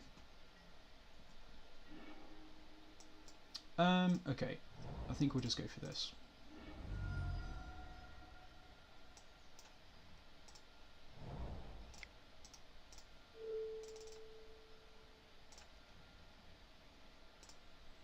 Were you playing Maverick on stream earlier, Eric? I didn't manage to catch it, but I think I saw the stream title.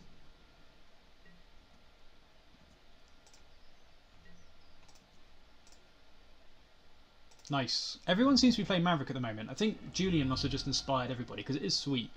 But there was someone else streaming Maverick at the same time you were playing your stream as well, I think. So that's like 3 Maverick streams in a row this morning.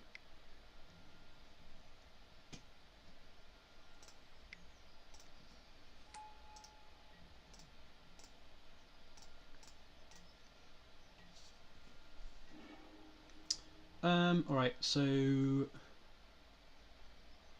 this excavator is looking pretty good, but I think we'll save that for next turn, and to be honest, probably just play this Thalia and pass. It's a shame we didn't get a Savannah now, because we can't, well, I guess we couldn't hold up a plough anyway, so I think we'll just play a basic plains, although it's not looking like they're going to have wasteland necessarily, but it never hurts, and we will play the Thalia and just pass. The Maverick Parfait matchup. Okay, nice. Yeah, I mean, if they just hold their combo pieces, I guess it's not necessarily that quick. You haven't got as much interaction.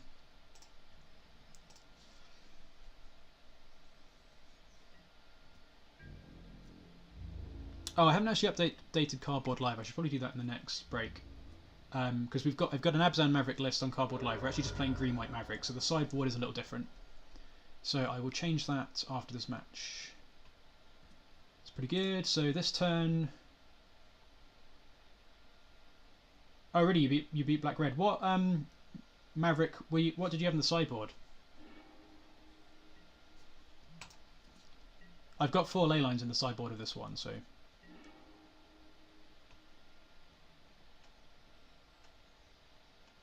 I think may as well play this before wasting.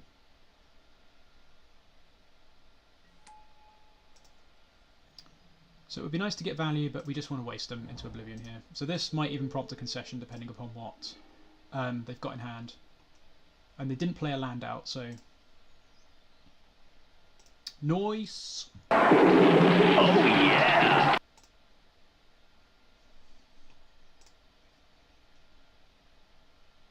Okay, fair enough. Yeah, I've got 2 priests and 4... Well, you can see now, yeah, 2 priests and 4 Leyline, so... Nice.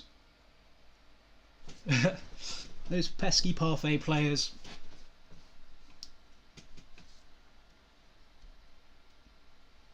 Right, so something fair and blue. So Choke's coming in. These Planeswalkers are looking pretty good. Swords looking less good, so I'm pretty happy to just cut all the swords, to be perfectly honest. Yeah, there's a good amount of hate. I guess everyone's kind of gearing up, ready for the mulligan change. Parfait is Paint to Grindstone, I think, isn't it? Pretty sure that's right.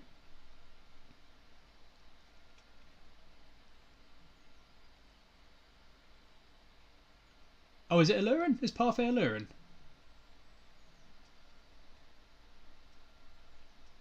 Oh, I'm thinking of Shortcake, aren't I?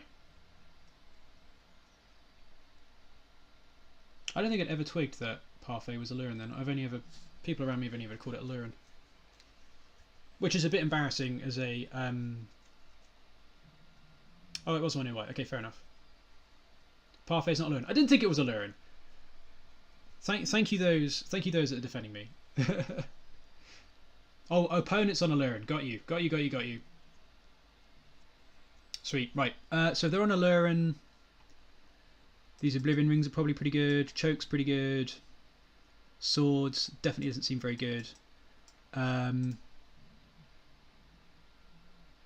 Everything else is pretty good, I think. Scooze isn't very good.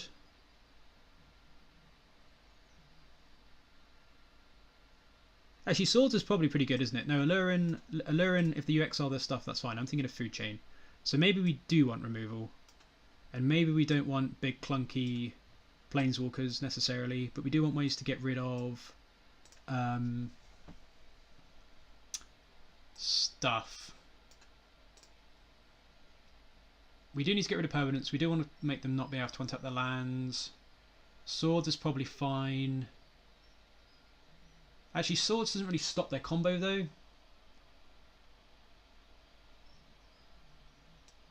I don't know, Swords actually just doesn't stop their combo because they just bounce everything in response. So, oh yeah, Harpy's a good one. Cannon Stevens is a good one. Right, let's just quickly bring these in. I'm just going to cut... I'll just cut the Oblivion Rings, whatever, that's fine. We've got... They're pretty bad. Yeah, we'll bring... The Canonist is a good shout. I didn't think about that. Okay, this hand's pretty good then. I actually probably could have cut the Thalias, thinking about it. I think I'll cut the Thalias if we get to a third game. But this is okay. We're just going to go Forest Hierarch. And the Teeg's also looking pretty good. Yeah, because Harpy isn't an artifact creature, whereas Strix is, so they can't chain it infinitely, so that makes sense.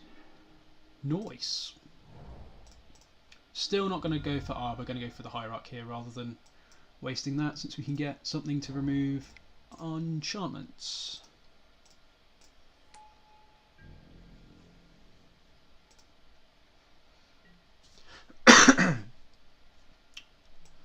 And I feel like the creature matches against Allurin are always pretty tricky for the Allurin side, just because great, you can play your stuff at instant speed, but we've got some pretty sweet stuff to put in to play at instant speed as well, so let's see how this goes.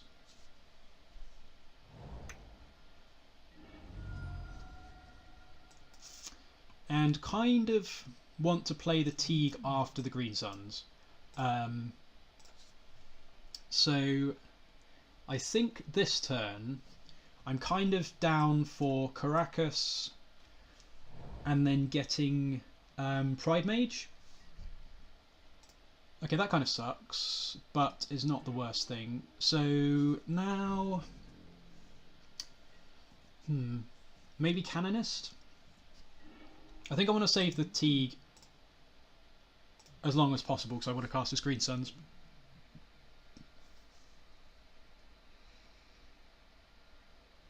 And I can always just put... Well, this doesn't actually do anything after they've got Allurin into play, does it? Stoneforge is fine, but we don't need that at the moment. I think I'm kind of okay with going for... Probably just Canonist. I think Canonist's fine. Means they can't chain a bunch of cantrips, potentially.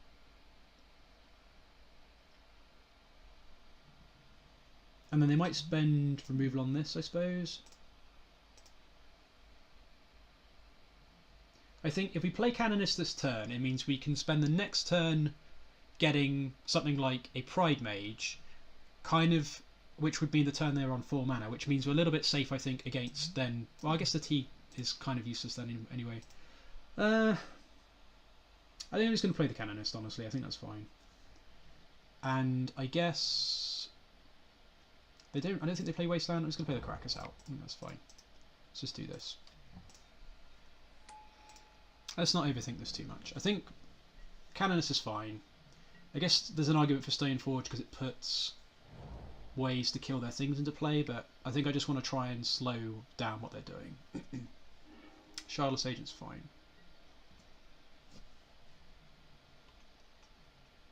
This also works quite nicely against Canonist, so...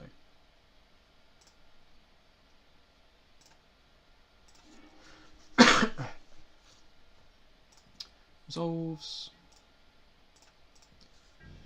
So I guess this turn I probably just have to play Gaddock Teeg because otherwise they can just play Allurin.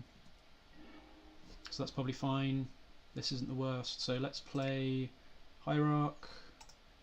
It cuts off Green Suns, but we do have Stoneforge as something to do, so I think that's okay. Oh, actually, it doesn't work. I'm an idiot. I've got an Ether Sworn Canonist in play. I am not a smart man. What am I gonna do? Okay, well that was like the worst thing I could have done there. Oh dear. Okay, alright. Never mind. Just ignore you saw that. Oh, jeez. Got ourselves with the Canonist. How embarrassing. And I could have attacked for 3 as well and I didn't. Never mind. Never mind. Never mind. We'll just flash the Stoneforge in from the Alluran. I guess they still need a bunch of stuff to combo off with, so... No, Shardless Agents, we have another turn. We have a bit of respite here. Thoughtseize, sure. So I guess I'd be interested to see what they take.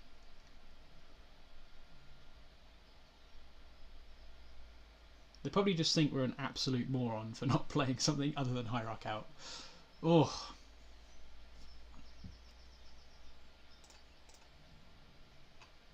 Yeah, Stoneforge is probably just probably the best thing. I probably should have just played that on turn 2, honestly. Yeah, you're right. They're just going to take that. That makes sense.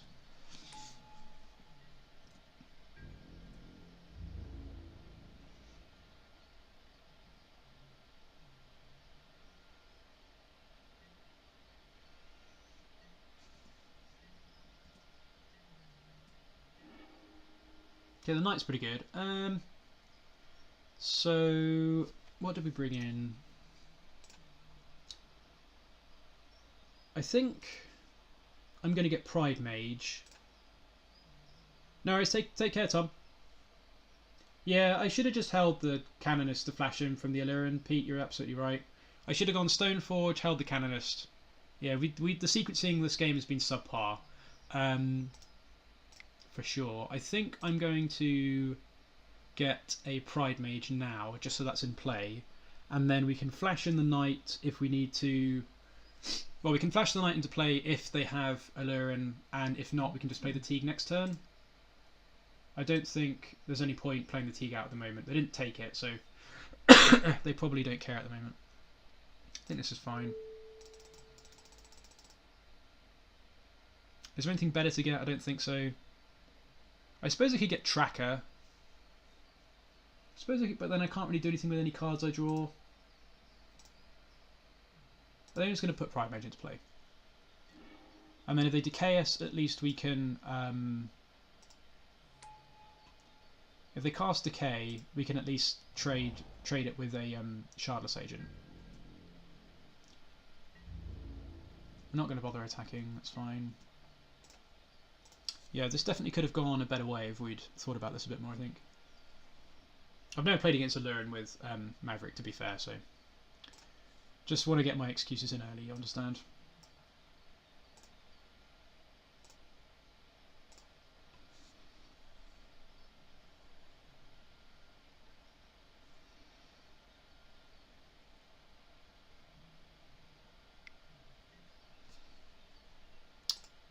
Yeah, that sucks.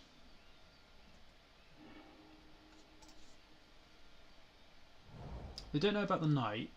They can't cast Alluran this turn. But it does mean next turn... That hit a Brainstorm, that's okay. So it does mean next turn we can go Teeg plus Knight, which is pretty good. So, not feeling in the worst spot. Unfortunately, Caracas doesn't really protect Teeg that well if they can go... Like, it doesn't help us that much if they go Removal Spell into Alluran in the same turn, because we bounce the Teeg in response, and then we can't replay it before the Alluran comes down. That's fine, we don't care about taking 2. But potentially we can start going ham on their mana, which is good.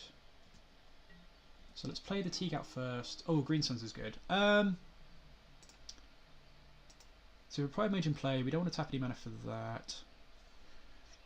So I can just play Teeg off of a... Problem is, if I play the Teeg I can't do anything with the Green Suns.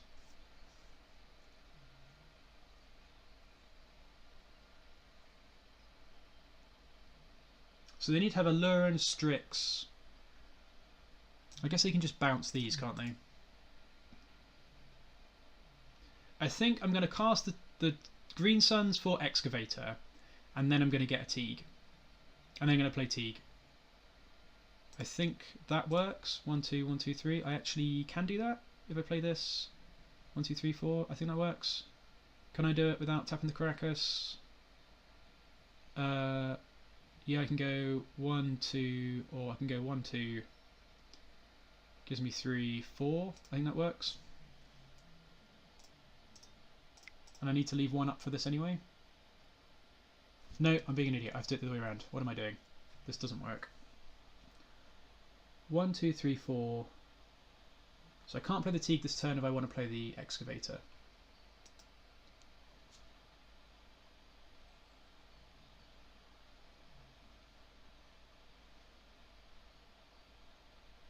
Is the Knight enough to kill them? Probably.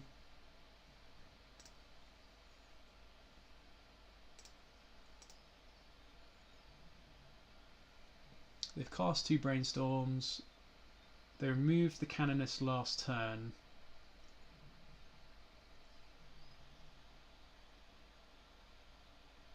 So 2, 3, 4, 1, 2.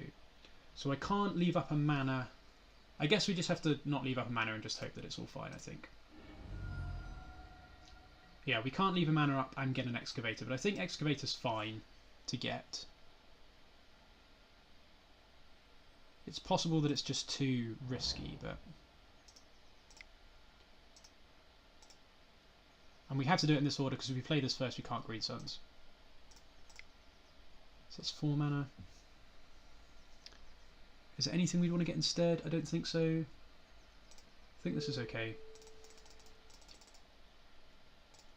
So if we can fade them, removing the Teeg next turn and playing an Allurin, we will have... when we untap, we can just start going nuts, wastelanding them. Although that still takes another turn because the Knight won't do anything yet, but let's just give this a go. Yeah, that's true. Well, this way we get to eat all their lands, I think. You're probably right. I probably should just be way more aggressive than I'm being, but I think... I need to play the Teeg, like, soon, otherwise there's no point me having it. And they might not be able to get rid of it, so... Let's just see what happens. So this could well be removal spell plus Allurin. Like, decay my Teeg, play Allurin, good games. So they're going to play Cavern Harpy, that's fine. So they're just going to dig for stuff, I guess. I guess I may as well just auto-pass, actually. I'm probably just playing too scared. I definitely screwed up the early sequencing.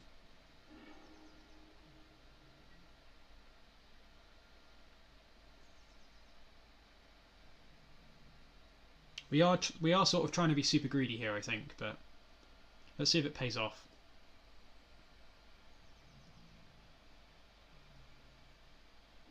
If we can get Knight Ramunap going, then we're going to be in a pretty good spot. So,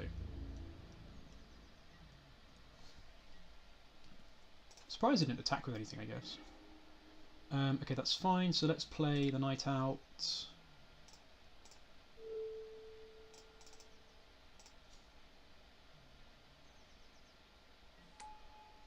We can get a fetch land back, and at the moment I can't attack with anything, but that's okay, I guess. Let's just pass. We can make the Knight pretty big.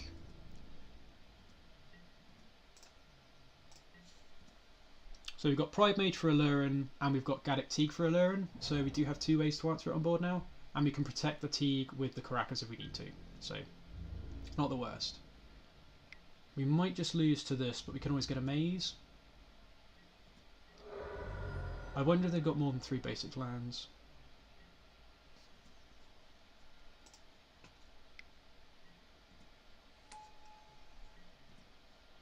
And they have to pay a life every time they do this, right, don't they?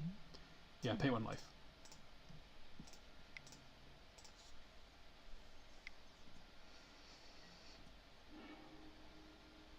So that kind of sucks. But we can return the Teeg to our hand if that's what they target. They probably go for the Knight, I guess. I wouldn't be surprised if they go for the Knight. I mean, they have to get rid of the Teeg if they want to combo, but I don't think they can cast it. They can't cast it this turn, so we can just replay the Teeg. Yeah, they're just going to go for the Knight. That makes sense. It's kind of annoying.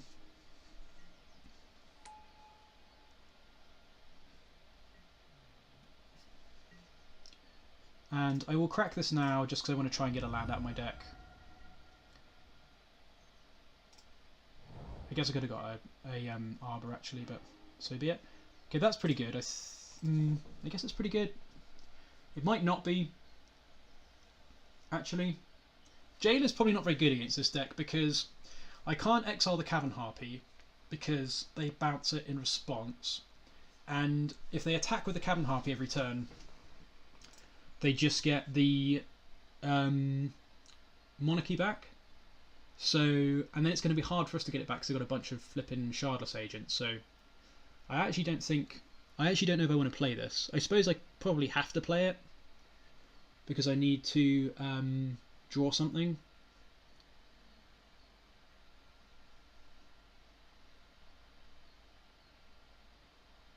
Yeah, Jailer's pretty bad. I think we want to cut. We need to bring in Planeswalkers and cut Thalias, but Jailer in this spot isn't very good.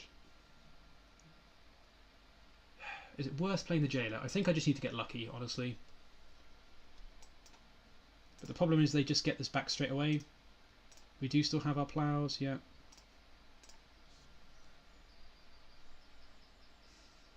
We still can't really attack in because the Knight's gone. I think I just have to play a Jailer and I guess hope to hit a plow because then I can force them to bounce the Harpy so they don't get the Monarchy back. Yeah, I think if I don't play this, then what am I really doing? It's just giving them so much time. And this is probably just going to backfire massively, but I think we've got to try and get lucky here. I need to try and hit a plow or something.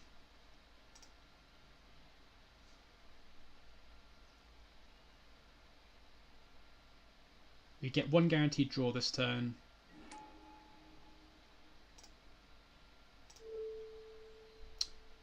Actually, no, I think I do target the Harpy because if they have to bounce it and they can't attack with it next turn. So I think I actually do target the Harpy here. That makes sense. Yeah, alright. So we don't get to exile it forever, but if we make them bounce it with the Jailer, that means we should keep the Monarchy for 2 turns, assuming there's no shenanigans. So I think actually that's better. And I have to try and see if I can speed up a little bit more. Play the Savannah out because there's no reason not to, honestly. And then that's fine. Is there any profitable combats? No. Let's just pass and hope to hit something good with this.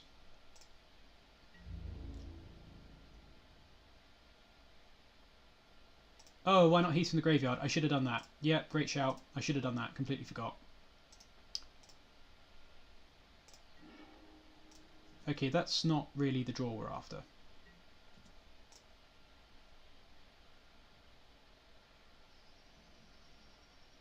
Yeah, that will make sense.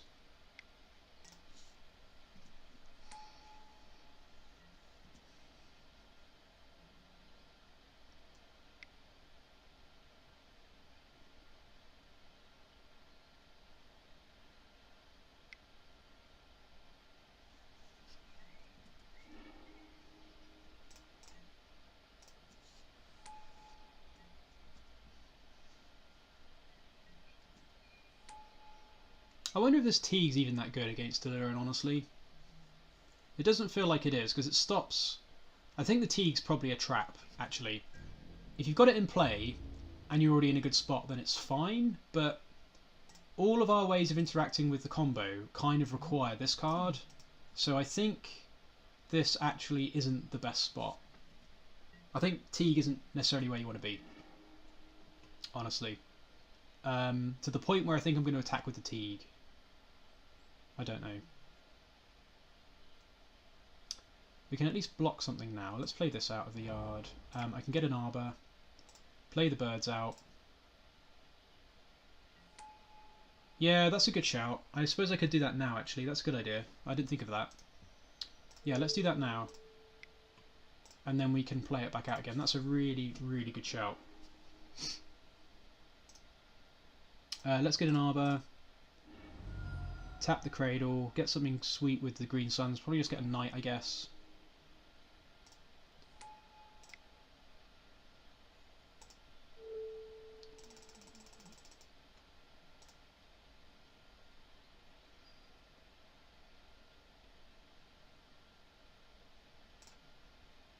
See if we can put the fear into them by going X equal to 5. Joke's on them, we don't have anything higher than a 3-drop, but... So Tracker would have been pretty good, I guess, at this point. I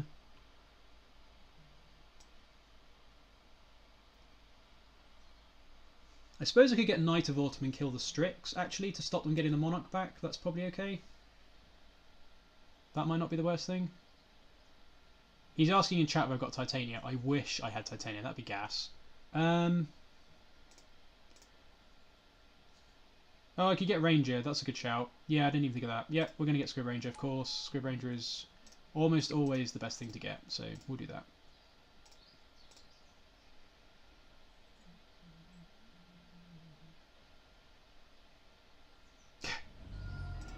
Whew. Yep, okay, punished, I suppose, but so be it. We can at least kill... Well, I suppose I can combo off once the Illyrian's in play, so hopefully we draw something good here. No point attacking. Come on, give me some gas.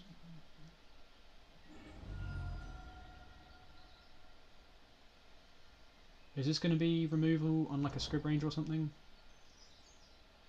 Or decay on the Pridemage maybe? Yeah, that sucks. So they definitely have it in hand then. I guess we'll just kill the Strix then.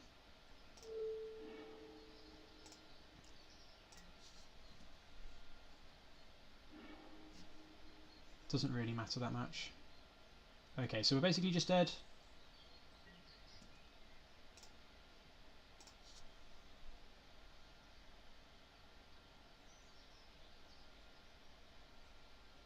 Yeah, let's just all agree that I aped this game up quite significantly. I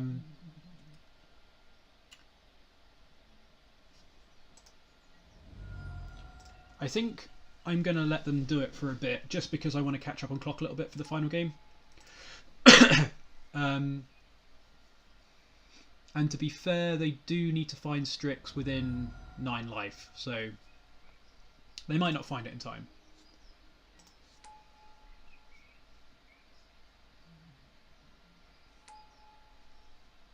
It's not deterministic currently, so that does give them another free look though. Ponder's pretty good. And then as soon as they found the Strix, we'll concede, because that's just silly. But thanks everyone that's still hanging around. I hope that despite the kind of mess of this game, you're still having a good time. We've still got 2 more matches to go after this one. Keep the Maverick train rolling. So we beat ninjas, blue-black ninjas in the first round pretty emphatically, and we lost a close one against Miracles in the second round. Quick Mentors kind of did their thing against us there.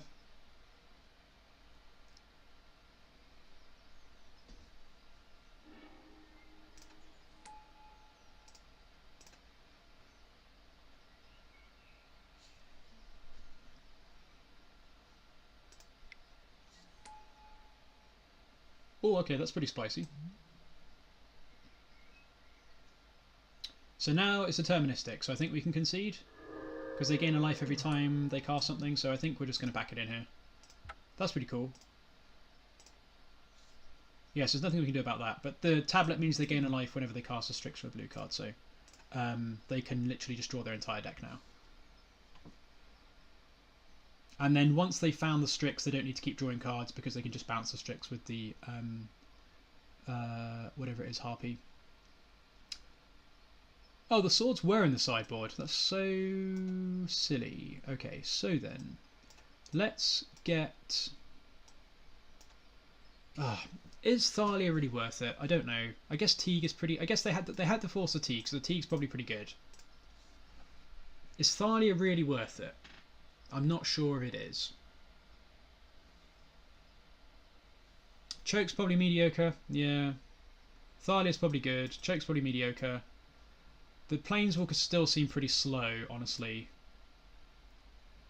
Yeah, that's true. It can attack into most of their creatures, so maybe something like this.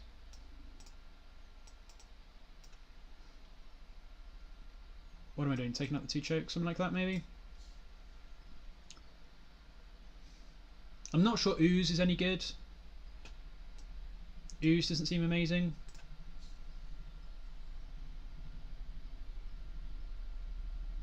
Sword still just doesn't seem very good though. Maybe I just want to do this. Cut the Ooze and bring the Planeswalkers in. Like, Swords doesn't do very much, honestly. There's none of their creatures that I want to actually remove because they all draw cards, and the combo can't be interrupted with Swords unless you have. Well, it just can't because if they've got enough life, then they just keep bouncing the Harpy. So this is probably fine. I can't flash the Oblivion Ring in. I think this seems okay. I think we'll try this. I don't know. I guess Choke's mediocre, but Choke also... A quick Choke... I mean, they only had 2 non-islands in their deck, so I don't know if Choke's actually that bad. And they don't play Mana Dorks. So maybe this, and... The Jailer, honestly, I'm not convinced by because they've got a lot of flyers. So I think I'm going to try this. The Gideon just makes walking poopers, so it's not as good. Nissa draws us cards. Garrett kills things and draws cards. I think that's fine. I think Choke's probably okay. We'll keep this. This seems good.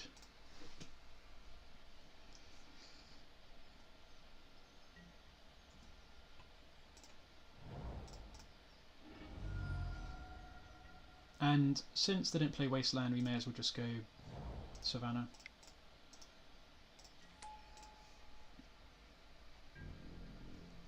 Yeah, Gideon is a fast clock, but it's also another 4-mana walker, I suppose. So don't know.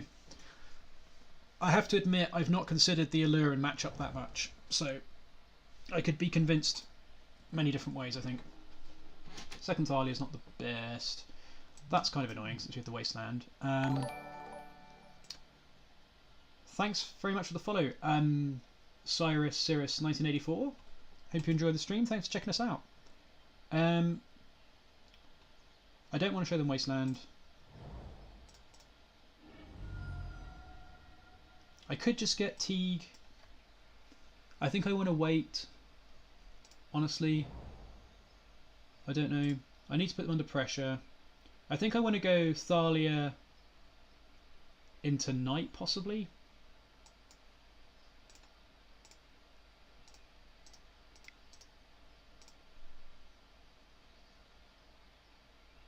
I'm just going to play the Thalia for now anyway.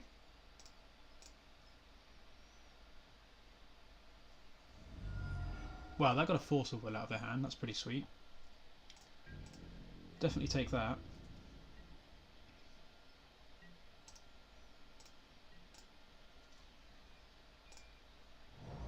Well, those that haven't followed yet, even if you don't want to follow to watch my appalling mediocre content, we are currently 3... Oh, that's pretty good for them. We are currently 3 followers away from the magic number, so if there was ever a reason to follow, that's probably a good one. That's a pretty fantastic draw. Let's just...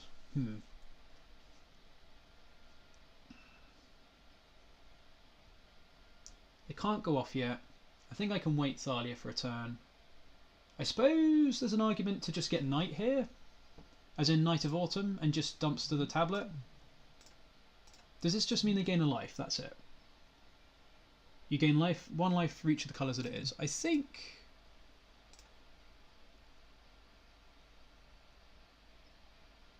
It's not that good. I think I'm just going to play the Knight and crack on. Although I could just get another Knight with the Green Suns first, I suppose, before it gets expensive. Let's do that. Let's... I suppose Tracker's not a bad one, so maybe I shouldn't have played the Wasteland, but... I think I'm going to use all my mana this turn. I can follow up with a Knight next turn.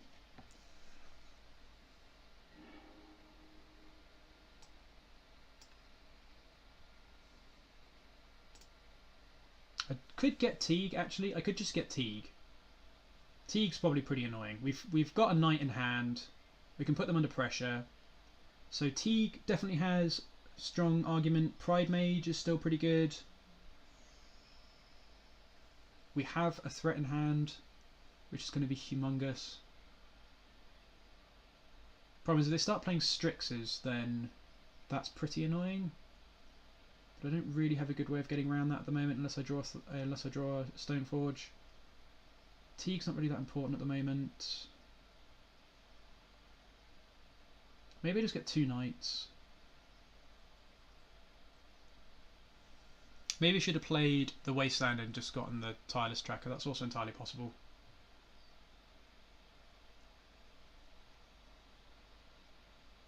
Scryb Ranger's pretty good if they've got Strix. I think I should have gotten Tracker. Yeah, I think so. I think I should have gotten Tracker, and I should have gotten it off of the Wasteland. So we're just going to do this. Yeah. So this could have been sequenced better, but I think Tracker's probably just the best thing to get. I just need to try and put them under pressure.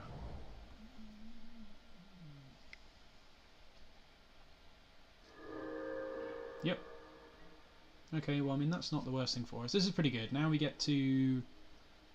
I kind of want to Wasteland them. I think I have to Wasteland them this turn.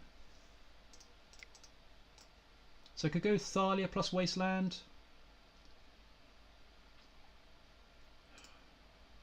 I think I'm going to go Knight plus Wasteland is probably just the better play.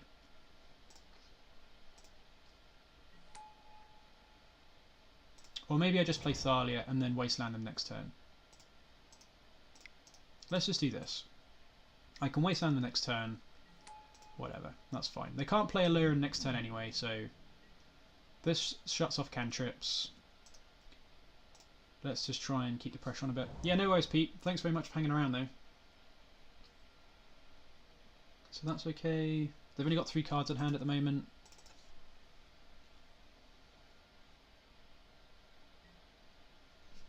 So that's not the worst. I wonder what they've got in hand.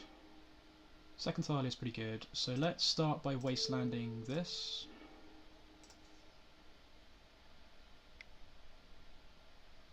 So I guess they might have Decay on Thalia. That's fine. We'll go to combat.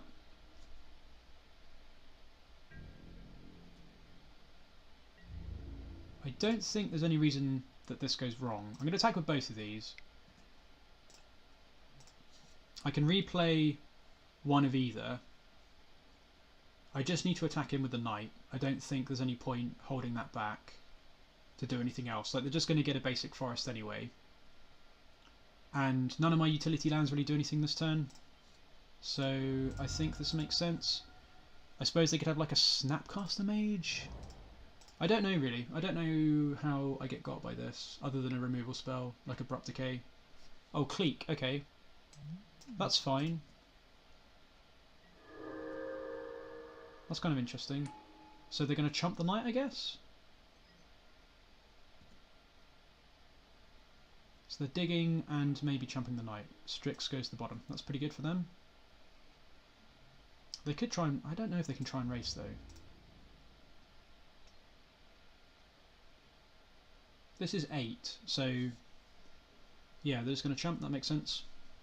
So we'll just play this other Knight out, and we should be in good shape, hopefully.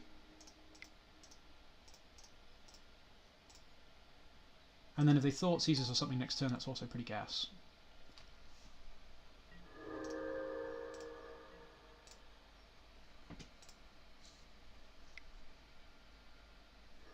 That's pretty good. So definitely feel like we're in good shape here.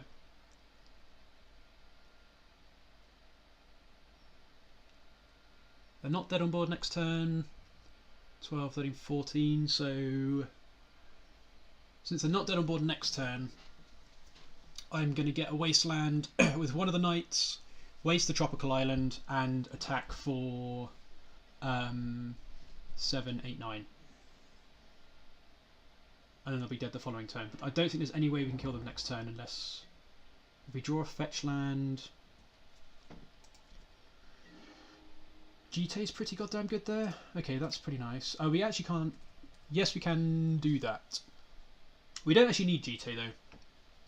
We'll cast it, but we don't actually need it. So let's cast this.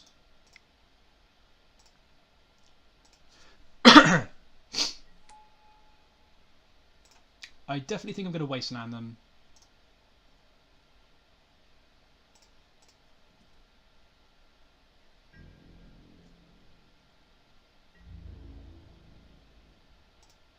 and whenever they do, kind of informs what I'll get.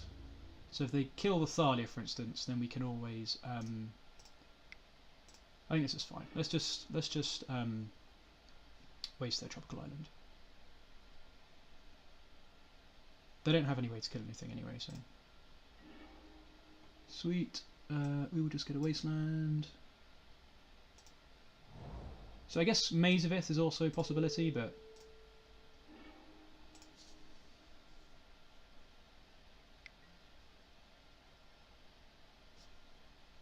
yeah, that's fine. So they probably just have a cantrip in hand, I guess. Nice, nothing. So I feel like we're in a good spot. They're dead on board. They can't cast a Lure next turn unless they have. Well, they actually just can't. Sweet, got there. Oh yeah.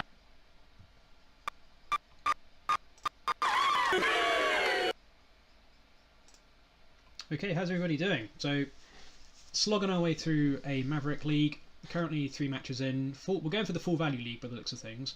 Right, what was I going to do? I am going to change the... I'm going to update Cardboard Live quickly, and I will be back very, very shortly. And I'll probably just pop to the loo as well. So, please hang around. I won't take very long, and then we can crack on. So let me just find the right scene.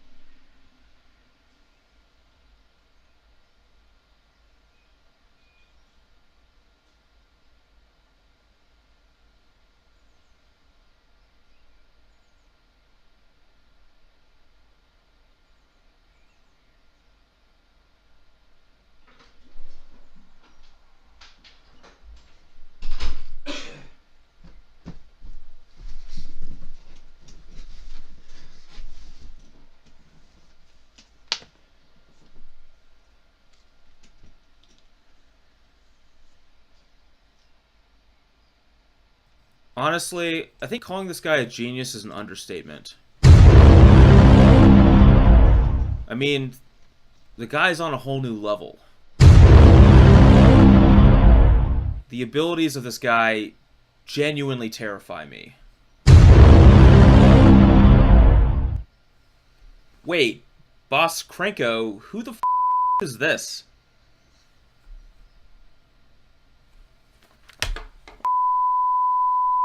Man? Hell. I told you to stop accepting friend requests from these noobs. No, we can't use the clip. Come on.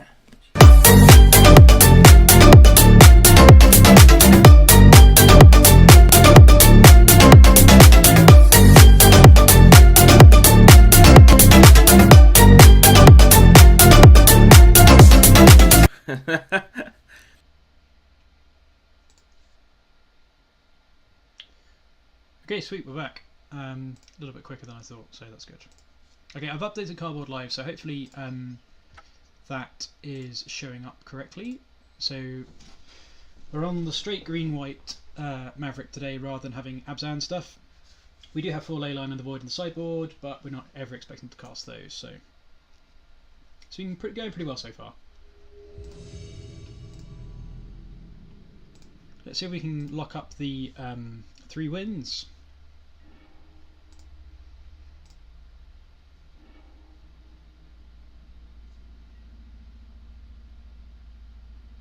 So this is just a mulligan because we've only got 1 land. It's not, and we don't have any mana dorks. This is better than the last hand because we do have a mana dork. And we will keep that on top.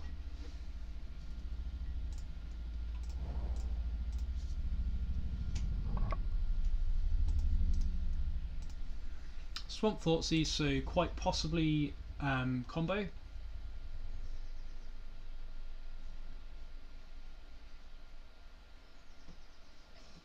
So they probably take the Hierarch, honestly. I guess they saw us top, so they might think we kept the land. They're going to take the Mum. Okay, so maybe not combo? Or maybe they're worried that we'll be able to get like a Teeg in play and then combo off of that. But whilst protecting it with the Mum, so be interesting to see how that works out.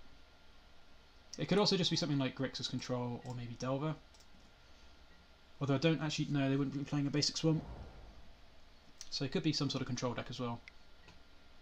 Him makes me think it's control.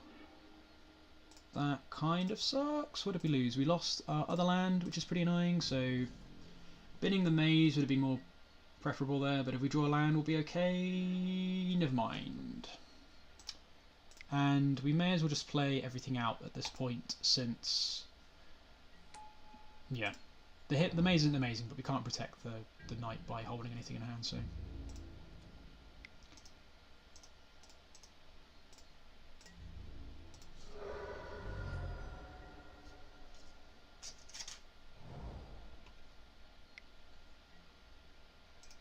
that sucks. So I guess they might kill the Noble Hierarch here, honestly. I guess the Mum's the most annoying thing, but I could see a reason for killing the Hierarch, I guess. I suppose there's no point killing the Hierarch, so they can kill the Hierarch the following turn. So definitely not in a good spot. And honestly, it probably doesn't matter. I think we have to hope to draw lands, so we may as well get the sword. Yeah. Like, they're going to kill the Hierarch next turn anyway. Probably not this. If we don't draw any more lands to put anything into play, then we're just losing anyway. Strix is kind of annoying, but this means we can attack through the Strix, so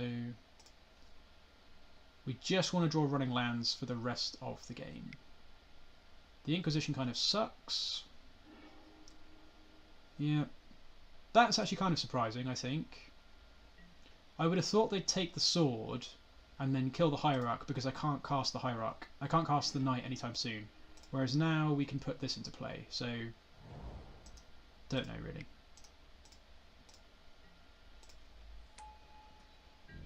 I wouldn't have thought they'd. I would have thought they'd definitely take the sword there, but I could certainly be wrong.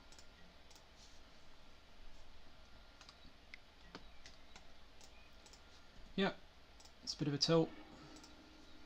So, at the moment, not looking like there's going to be a good way to pressure this Liliana. We need to draw a creature this coming turn guaranteed. It needs to be a 2-drop or a 1-drop. And then it needs to survive till the following turn. So it kind of needs to be something with 2 toughness. Not looking good for the home team. So we're just dead. Yeah. Oh, we just dead. Is there any way we can get rid of this? No. I guess we'll just pass and see what they do. See if we can get a little bit more information. There's no point just conceding out of conceding just yet. It does look very much like Grixis control though. Yep, that's fine.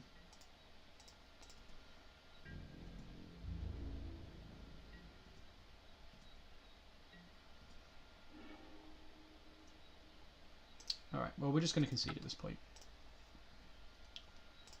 To try and keep time on the clock. Okay, so big blue slow stuff. In comes basically a bunch of haymakers. Against Grixis, Oblivion Ring becomes more attractive because there's essentially no way for them to get it off the board. Plow is definitely going out. Against Grixis, Teeg could possibly go out. Actually, I think I'd probably cut Teeg against Grixis because it's only stopping Force and Jace. I don't know if that's good enough. It's entirely possible that that's good enough. I could cut a Wasteland as well, because they've got 4 basic lands that they're going to fetch pretty early on anyway. And if we're going to be wastelanding them, it will be once we've set up some sort of lock with a knight and hopefully an excavator. So this seems reasonable enough. Is there anything else that we don't really want?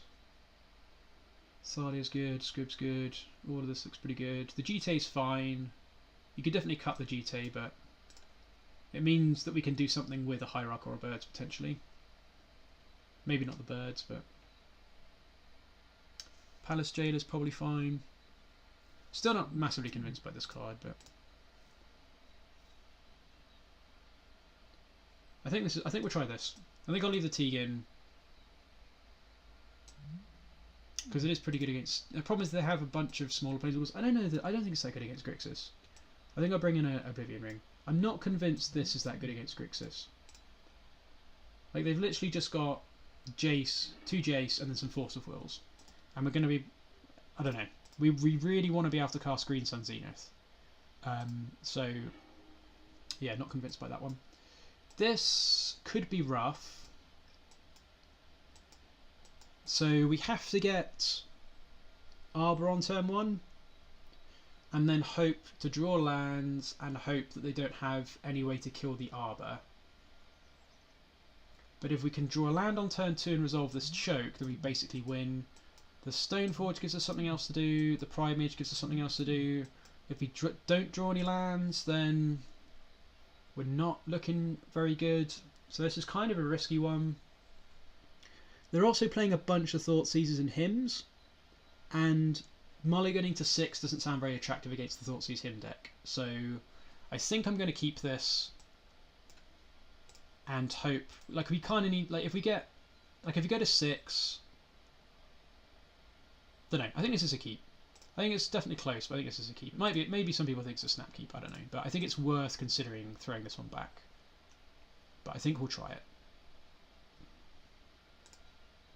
Like you've always got to get a bit lucky whenever you win games of Magic, so you shouldn't go nuts trying to find the absolute perfect hand, especially not against a deck with a bunch of Hymns and a bunch of Thoughtseizes.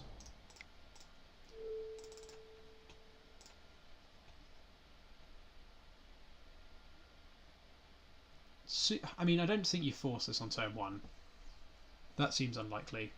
I mean, Savannah Green Suns does kind of highlight that you're potentially choked on mana, but you think it's a mulligan? Could well be a mulligan, as I say. Definitely agree, it could well be a mulligan.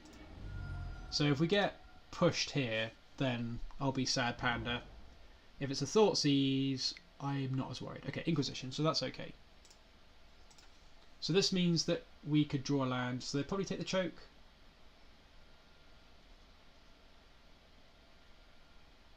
But we get to play Stoneforge.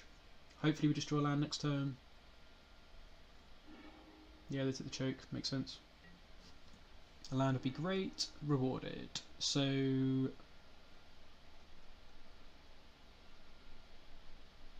yeah, let's just put this into play. I suppose they could have Blood Moon out of the sideboard, so I think I'll get a... I don't know if it's worth playing around Blood Moon. I don't think so, honestly. And we have the Pridemage as well. So I think this turn I'll play Stoneforge, get Sword of Fire and Ice, and then next turn I'll play the Qasali Pridemage, and then we've got Blood Moon covered. If they so happen to play it. They might force this, I suppose. It did feel like they had a force in hand, since they're pausing for so long. And then if we draw a land next turn, we can just start slamming Planeswalkers, which is pretty good. That's fine. I guess they're just weighing up what happens if we draw lands, I guess. I don't know.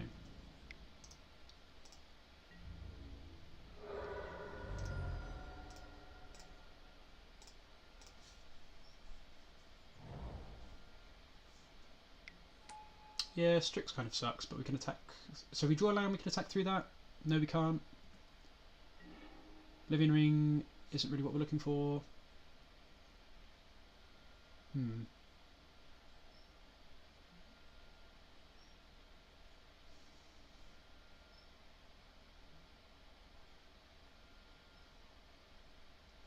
I think I'm just going to pass and put the Stoneforge and put the Sword of Fire and Ice into play. If we get Blood Mooned, we get Blood Mooned. I think I want to try and put pressure on them. This helps us draw lands as well, so I think that's okay. There's no point of Living Ringing anything.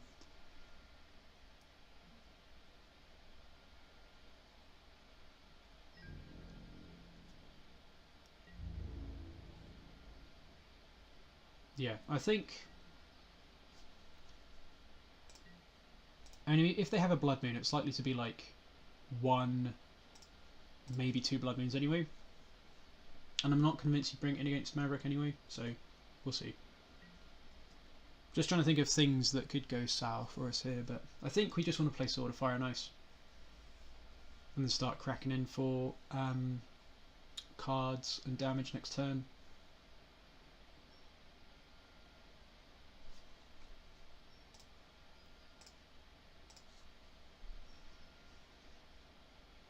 It's totally possible this was a mulligan. I just feel like on the play, against the hand disruption deck, I kind of have to get a bit lucky anyway, and mulling to 6 just doesn't feel like it achieves very much. Like we've got all the cards in our hand that win the matchup. We just need to draw lands. So I think it's okay.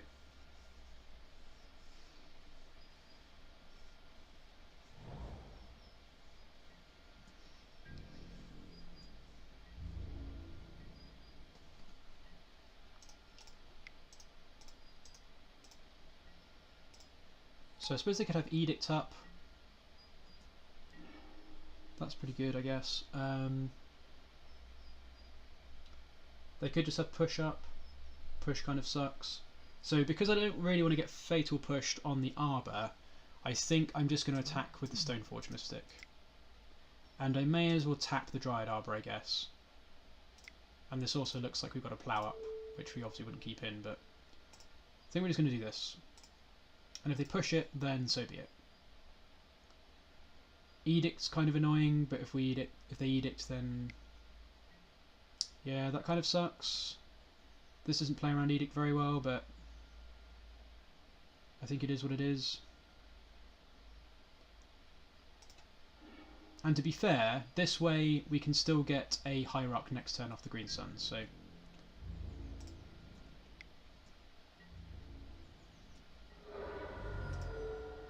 and I'm just going to kill the Strix because that's annoying.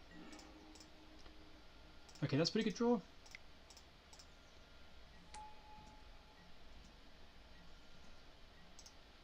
So we're definitely not in the best spot mana-wise, but I think it's better to play around Fatal Push there rather than Diabolic Edict. So I think equipping to the Stoneforge is correct. So if this is a Liliana, that sucks. But at least we get to kill it. No, we don't. Yeah, we do get to kill it. So we get to kill a Liliana. Colligan's command sucks nuts here. Yeah, so Colligan's command sucks absolute nuts. Engineered Plague on human, I guess. That kind of sucks, but I don't think Engineered Plague is necessarily that good. I suppose it means you can't play Thalia. I feel like that could have been worse than it was. Okay, so let's attack in for 3, draw a card, and then we will cast the Green Suns to get a Noble Hierarch. I guess I should have done that first, because now I'm missing a point of damage.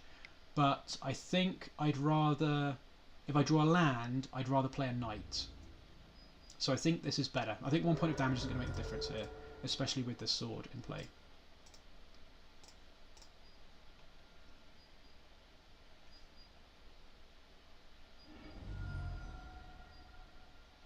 And I'm not going to play the Thalia. I'll save that for next turn.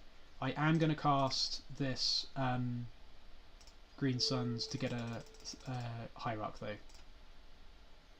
I'm pretty sure they still have a Force in hand based on how they were playing earlier. That's fine. Oh crap, it's a human. I'm such an idiot. Oh, Jesus. Should have got the bird. I should have got the bird. Good lord, that's so stupid. Well, good work there. Yeah, birds, birds, birds, birds, birds, birds, birds, birds. Yep, yep, yep, yep, yep, yep. Super punished. Oh, jeez. Well, it's been a good time so far. Now we're just going to get absolutely ranched. Oh, that was annoying. I guess they probably take Thalia here. I guess they don't need to. Yeah, they just take Pridemage. That sucks. Oh, that's so stupid. Should have got the birds. Ugh. So now we just want to find a land. We just want to draw lands now for the rest of the game. That's not a land, so great. Ugh.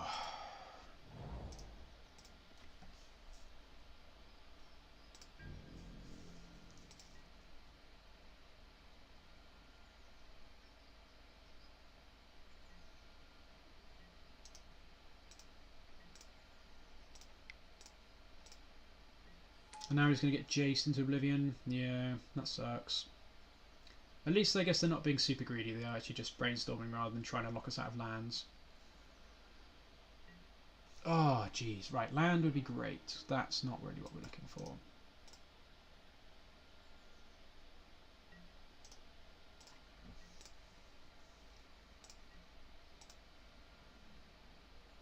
Yeah, I guess Pridemage would have been pretty good against this, but never mind.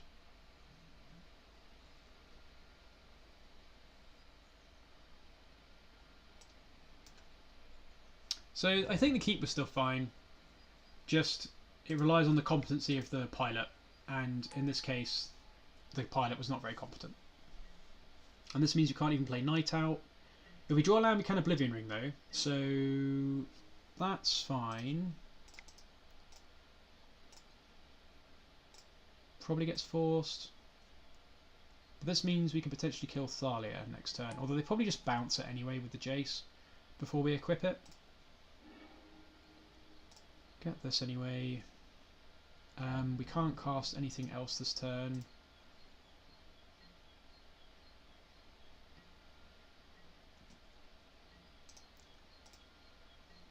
If we draw a land next turn, I think I'm going to Oblivion Ring the Thalia.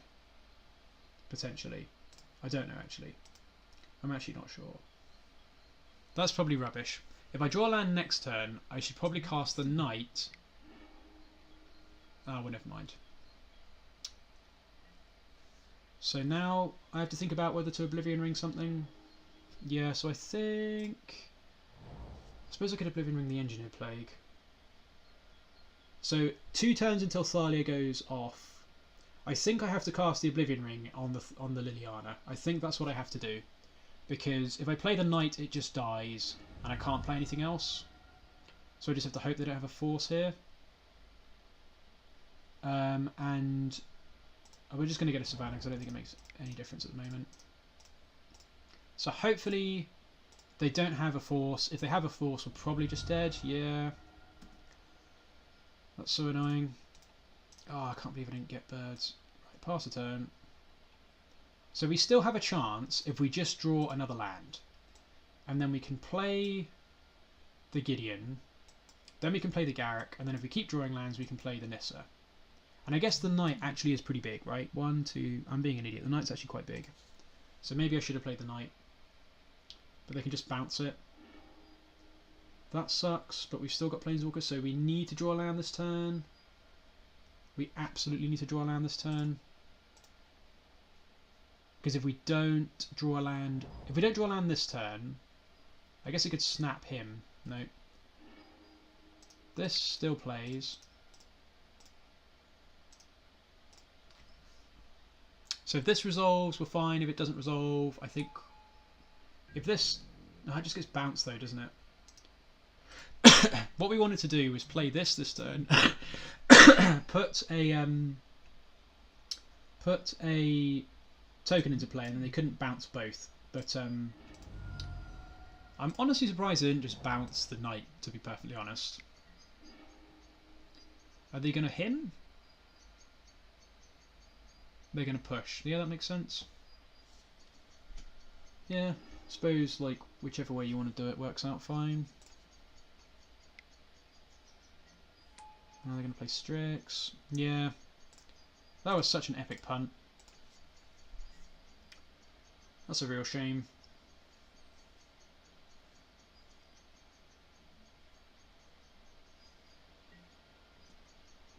I think we would have been in a good spot there as well. Well, we're still going to play through this, whatever.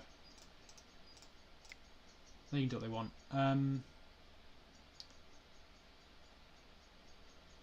Yeah, let's go Gideon.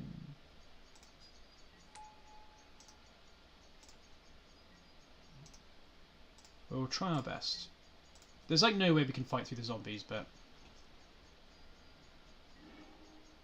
Yeah, I don't think there's any way we fight through this, honestly.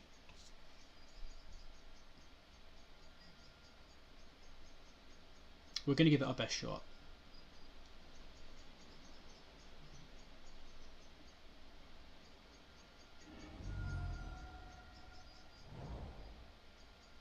Definitely glad I brought the Oblivion Rings in though, because this deck just runs so many Planeswalkers that are hard for us to deal with.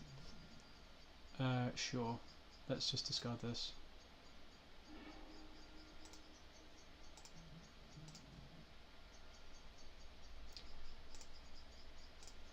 I said I'm going to play it out. There's probably no point really. If this is just another Colligan's Command, yeah, then there's just like nothing we can do at this point. I guess I can kill. I guess that's not necessarily true. I guess I could make a wolf and equip a G-Tate or something. That's actually not true either.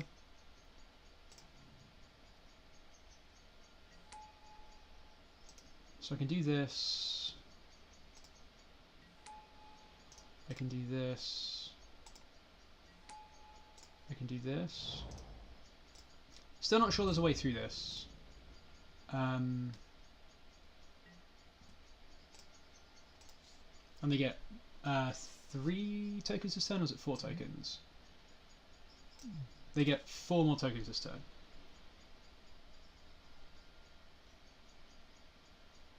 I suppose G-Tate does give us a chance, actually. This doesn't, so they just get to kill the G-Tate and do 2 to one of our things. Yeah, now the Garrick's dead.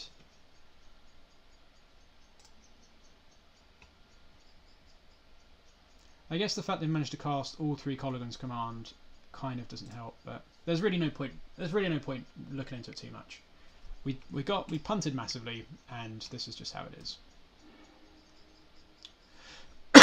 What did they return? They returned a Snapcaster Mage?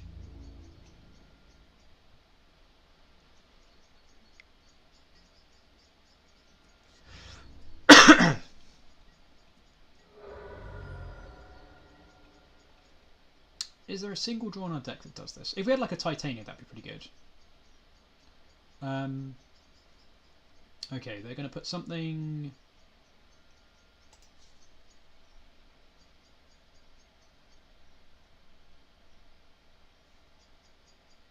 on the bottom, that's fine. Pardon me, sorry.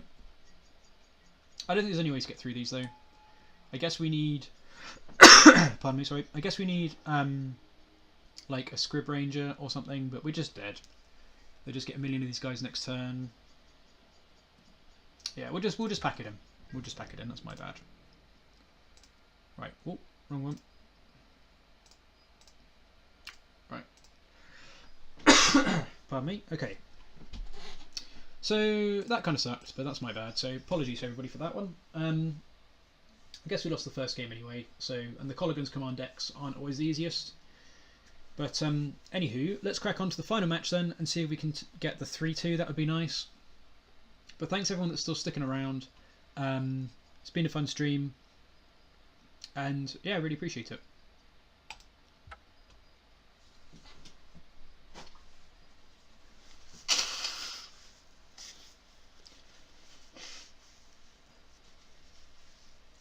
We're also going to end up without getting the full value league as well, which kind of sucks because we got dumpstered 2-0.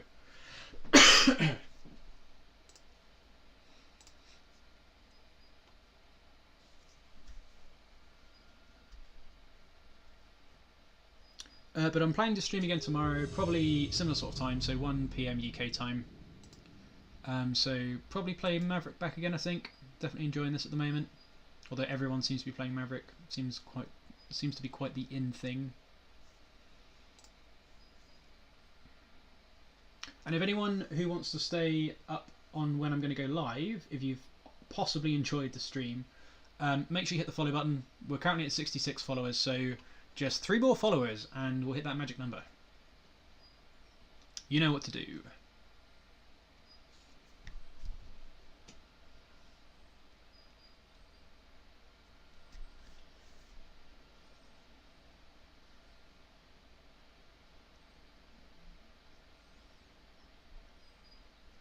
And if we hit 69 followers before the end of the stream, I'll play the intro clip again at the end of the stream.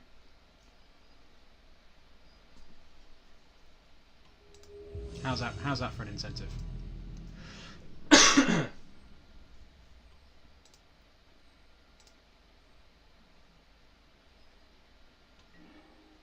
Right, let's try not to punt this one out of the park. So Storm, if I remember rightly. So this is possibly a good matchup. We've definitely got the tools to beat Storm. This is it. So what do we think about that one? That one, chat. That one seems pretty good. Let's see if it pays off for.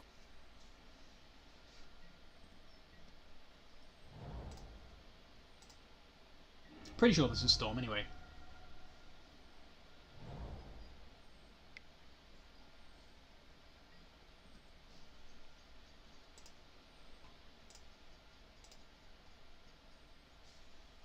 I have a feeling we beat Surf and Bird in the other league that we streamed, actually, with Maverick. I have a feeling that's the case.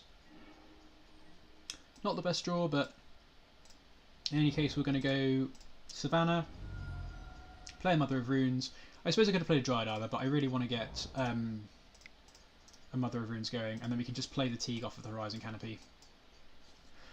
I don't really want them to be able to bounce this, funnily enough. Now we just need to fade a hand disruption spell, and then we'll be off to the races.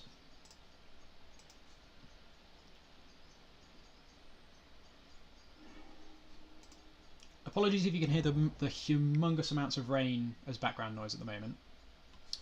Ah, Duress doesn't quite do it. Duress does not quite do it.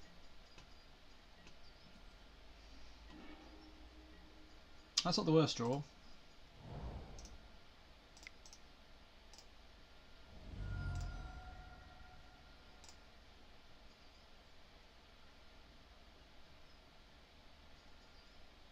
Sweet!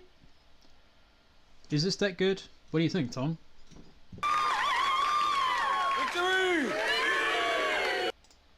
This is actually exactly how it played out last time. We just played we played a Teeg, our main deck Teeg, one of in our opening hand on like turn 1 or 2, and well, it would have been turn 2 or 3, and they just conceded, and then we went to the second game. So we have a bunch of goodies. I think this deck's great, Tom. I think you should get some more Savannahs. I actually need to get a third Savannah. Okay, so Storm. We have a bunch of goodies to bring in and a bunch of things to take out. We can cut a basic forest. And you want your acceleration because you want to get your threats out quickly. You want your Mother of Runes because you want to protect Teeg and Thalia. And other than that, we've got one more cut to make. We can probably cut a Knight, although I think I'll probably just cut the Jailer because the Jailer is super slow, doesn't do anything in this matchup. And if we're at 4 mana, that's not really what we want to be casting. Choke is a possibility, but I don't think we've got much more room. We could cut the Stoneforge Mystics, I suppose. Yeah, choke's a possibility because they're probably going to play a bit more slowly, and like GTA doesn't really do anything, so I could probably see this. Honestly, choke's not amazing against Storm, but if they're going to go slow, yeah, I was playing Abzan before Gravidate Brigado. I've got everything for the Abzan list, although I need to get a Cradle. But this green-white list, I'm only actually playing 3 Savannahs. I'm not playing 4, because I'm not convinced that I necessarily need 4 Savannahs, and I'd rather play 23 lands. I think Night of Autumn's fine.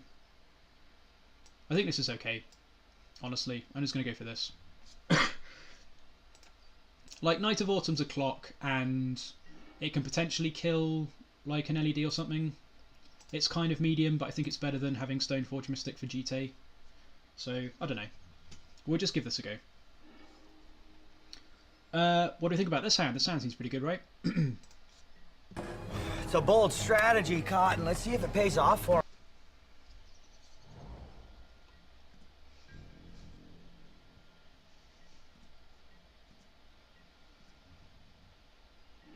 The downside... Oh, that's another good... that's another pretty good draw, I think. Oh, yeah.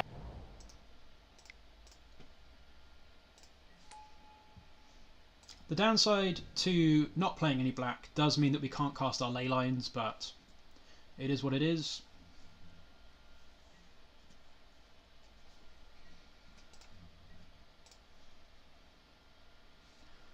Yeah, I think so. Gravidate Brigado, I think it's pretty good. Ponder resolves. So I think we want to go Canonist into Thalia. I think that's the right way around. Like, Canonist just wins the game, and we've got a Mother of Runes as backup for protection. So if we have Canonist and Thalia in play, they actually can't remove the Canonist. Actually, that's not true. They could do it over 2 turns. But anyway, I think we're just going to do this. I think we're going to go with Canonist first, because they need 2 removal spells over 2 turns. And then we can cast Thalia next turn, waste the Underground Sea, and then we should be all good. They could, of course, actually, thinking about it, I probably should have played this on a forest, because if they have Massacre, we're not in a good spot. Dread of Night also kind of sucks ass. That's a pretty good draw. So now they can just remove the Aethys One Canonist. But yeah, this style is not looking so good now. It is what it is, I guess. So we'll play the Ooze. Yeah, Massacre is a thing. That's a good shout. I didn't think about that till it was a little bit too slow. Yep. You guys are absolutely right. I did get there in my head. I just got there after I realised... after I'd already played the second Savannah out. So we will just have to make do with that, I think. But we're going to play the Ooze out. And I guess get in for 1. Get a forest. Everyone in chat is absolutely correct that I should have played around Massacre, though.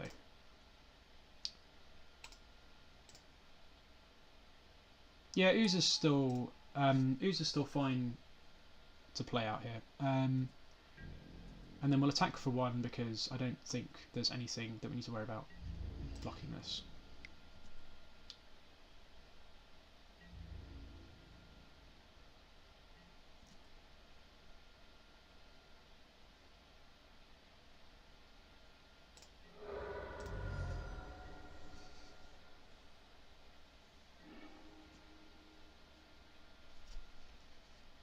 So if this is a bounce spell, then we're definitely not in a good spot. Could be an Abrupt Decay as well, I suppose. Yeah, might be an Abrupt Decay. May well be an Abrupt Decay on the Canonist. So we could just be dead next turn. They've only cast 1 Ponder though. On the Ooze. Okay, that's kind of interesting. Huh.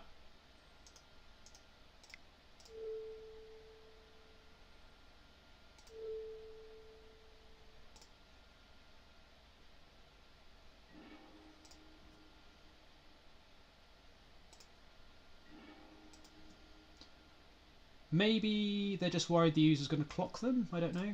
That seems weird. Or they've just got something else to deal with the Canonist anyway. They just have a second Dread of Night. Dumpster!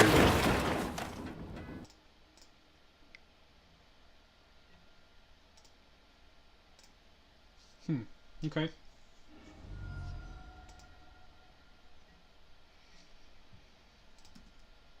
So now we need to not draw any of our white creatures. That's fine.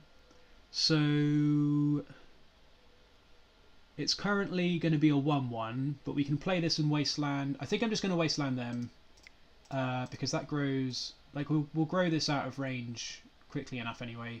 So we'll play the Night Out. Let's just Wasteland them now, just in case I'm being an idiot. But I'm pretty sure it'll be our 2-2 after this. I guess I'll just take the Bayou. Play this, and it should be a 2-2. Sweet.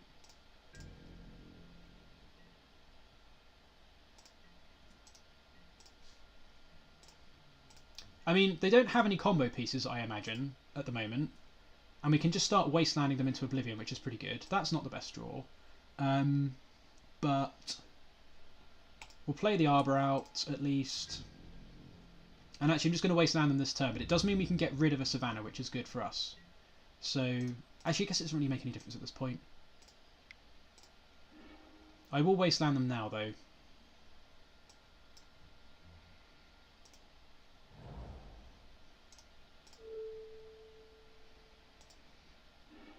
And I suppose I should do it in my main phase, because I can recast the Knight if I need to.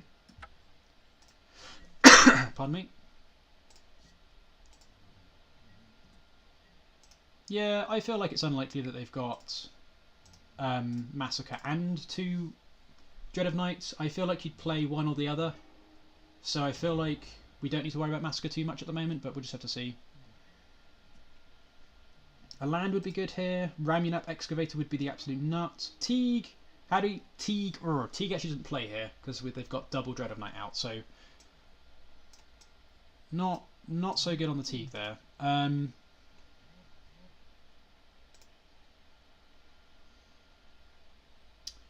I think...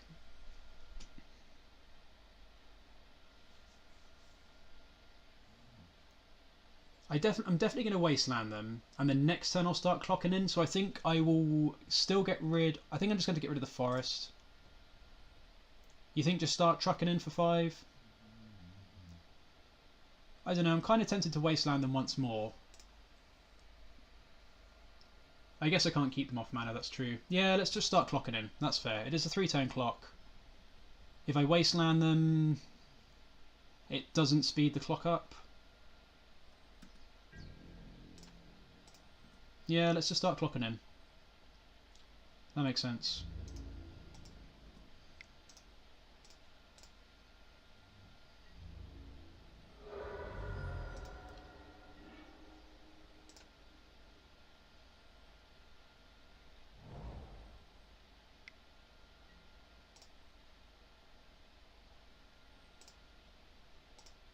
Maybe. Yeah, maybe.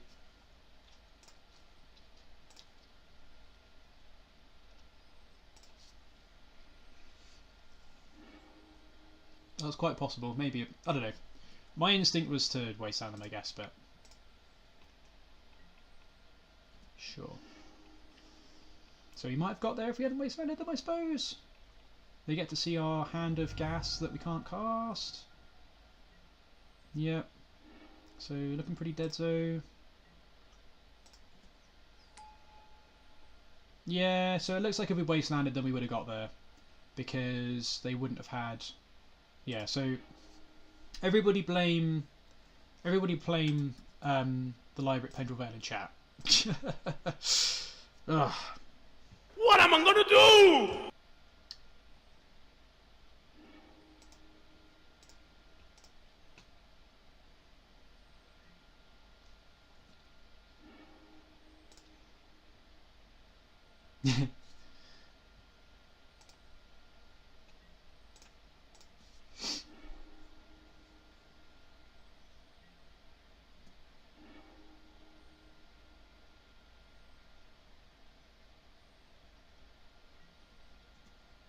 Right, sweet.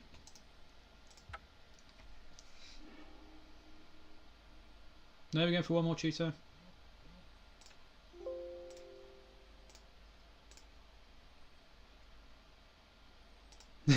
I don't know, Tom. I tend to think that I'm not that good either, so I sort of listen to everybody.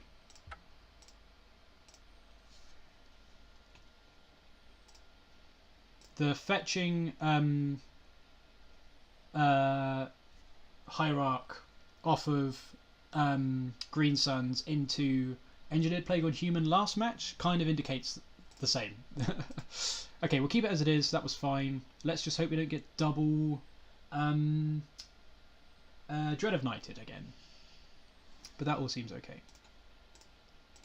So, yeah, we should have wastelanded. We should have wastelanded. I should have done the maths. We had loads of time to do the maths. So hopefully we just draw some haymakers. That's definitely a haymaker. Sweet, this hand is pretty good. It's a bold strategy, Cotton. Let's see if it pays off for him.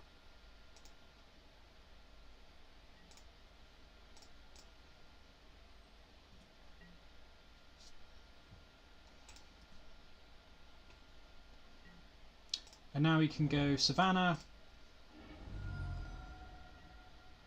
We will get a Savannah here because we've only got one land and we want to cast the Canonist next turn. And then we can get a Dryad Arbor off of this Green Sun Zenith.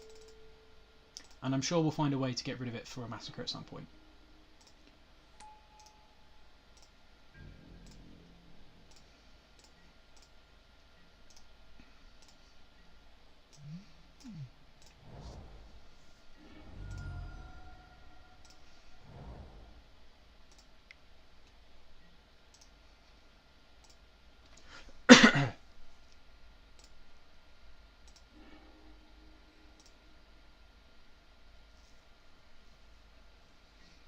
They put 2 cards on the bottom, so that's good.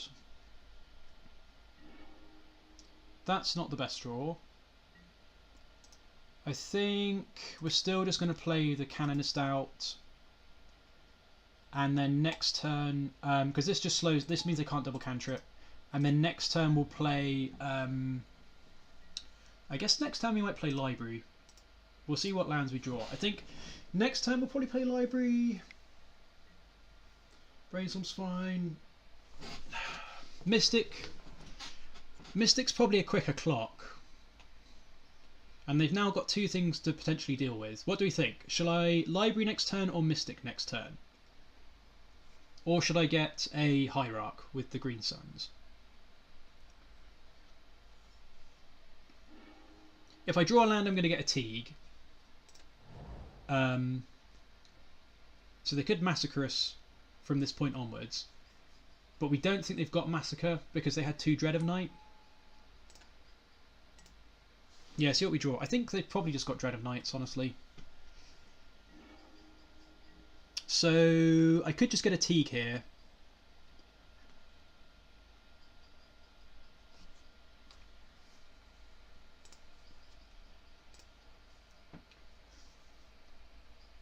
Because I can play the Mystic afterwards. There's like no reason not to get a Gaddock Teeg at all.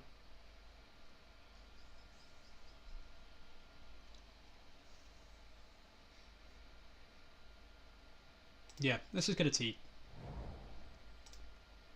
And I guess I'll attack with the Canonist first. I guess this means they can bounce the Dryad Arbor, which kind of sucks, but I don't think they're going to be bouncing the Dryad Arbor for some reason.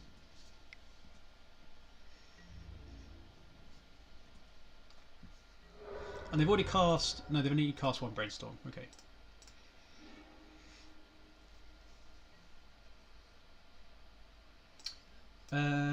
I guess I'll get a Forest. Just because it gives us the option to potentially play around Massacre later on if we need to.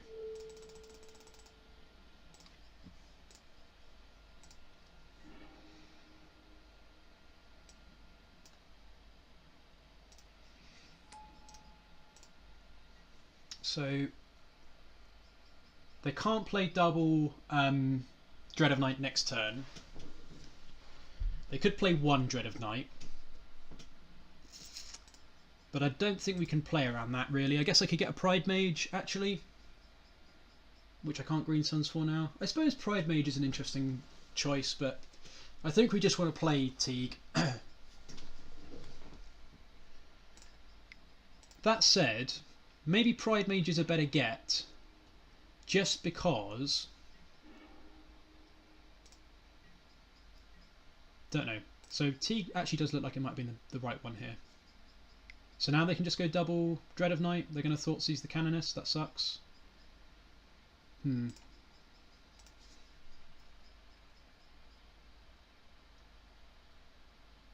we'll see what we draw, I suppose. But I think I'm just going to be Stoneforging because I need to put them under pressure. That's pretty good for them.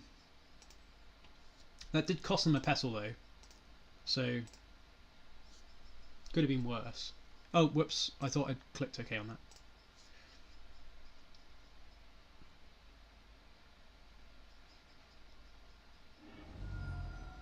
Yeah, so they're definitely taking the Canonist. We'll pass through the turn. So hopefully we just draw a land and we can go... Well, ideally we draw another Canonist. Or a Thalia. If not... Wasteland's fine, so I think I'm just going to go Stoneforge Mystic Wasteland, get in for 3.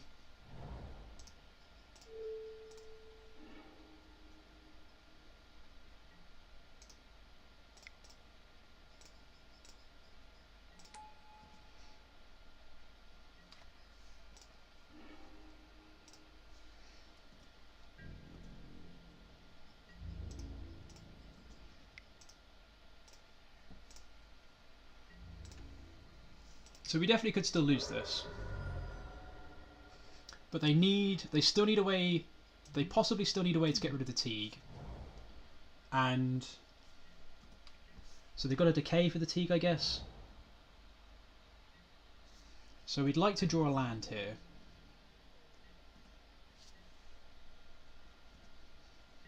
This smells like a decay though. So actually,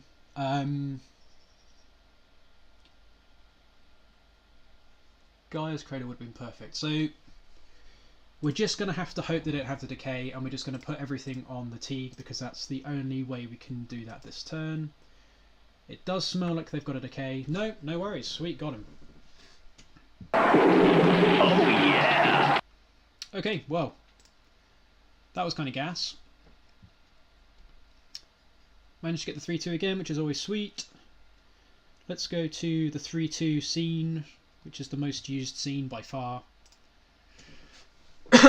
Okay, well, sweet. 3-2's a nice end to the stream, so thanks everyone for hanging around.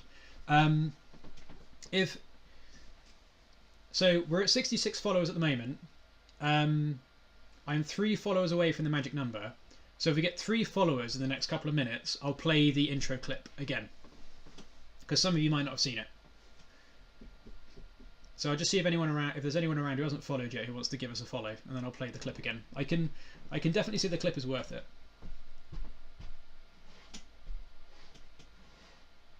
Do I use a stream deck? I don't know I'm not sure what that means necessarily. Tom.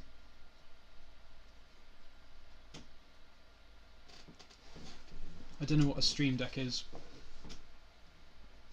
Oh no, yeah, essentially yes. I've got, if you use Streamlabs OBS, you can download the app onto your phone, and then you can change scenes on your phone rather than buying one of those things. You can either buy a box for like £100 that does the exact same thing, or you can just download the app for free from Streamlabs and just do it on your phone. It's really, really good, especially if, like me, you just have a laptop with one monitor. So yeah, fair enough. The box thing seems kind of cool. And I guess the box thing's good because you can program it to anything, so it's not just limited to OBS. But if you've got Streamlabs OBS, well, consider switching to Streamlabs, because it imports everything from old OBS as well, which I found, because I was originally on original OBS, then I changed to Streamlabs and it just imported all the scenes and everything. So it's worth thinking about changing over. I think I can give you an affiliate link as well. Apparently, I don't know. I've never done that before. So, all right. Who wants to see the intro clip again, just because it's so good, and then we'll sign off. I think I'm going to play the intro clip.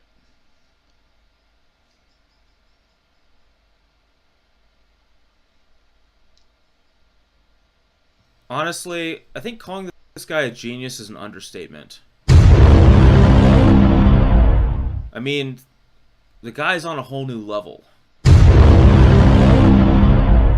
The abilities of this guy genuinely terrify me. Wait, BossKrenko, who the f*** is this?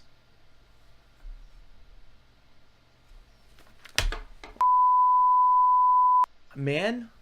Hell. I told you to stop accepting friend requests from these noobs. No, we can't use the clip. Come on.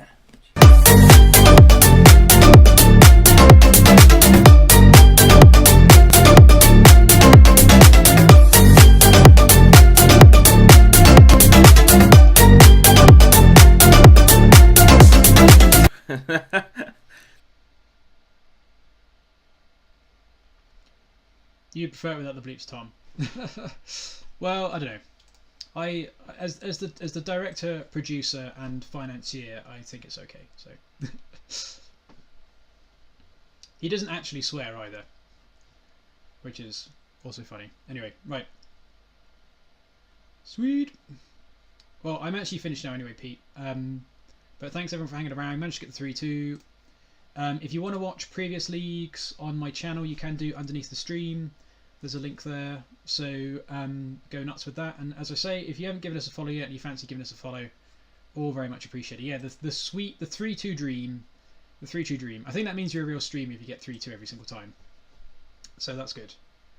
But that's 3-3-2 Maverick leagues in a row, and I think there's certainly an argument there that 2 of them could have been 4-1s if I hadn't punted. So that's good anyway. I was actually looking back through previous league results with decks, and before this last week when I played Maverick before Christmas, and I actually went 5-0, 4-1, 4-1, 3-2. So hopefully we can try and recreate some of that tomorrow. We'll see how it goes. But yeah, I'll be back again tomorrow, I think, and I'll probably just stream Maverick again because it's absolute gas.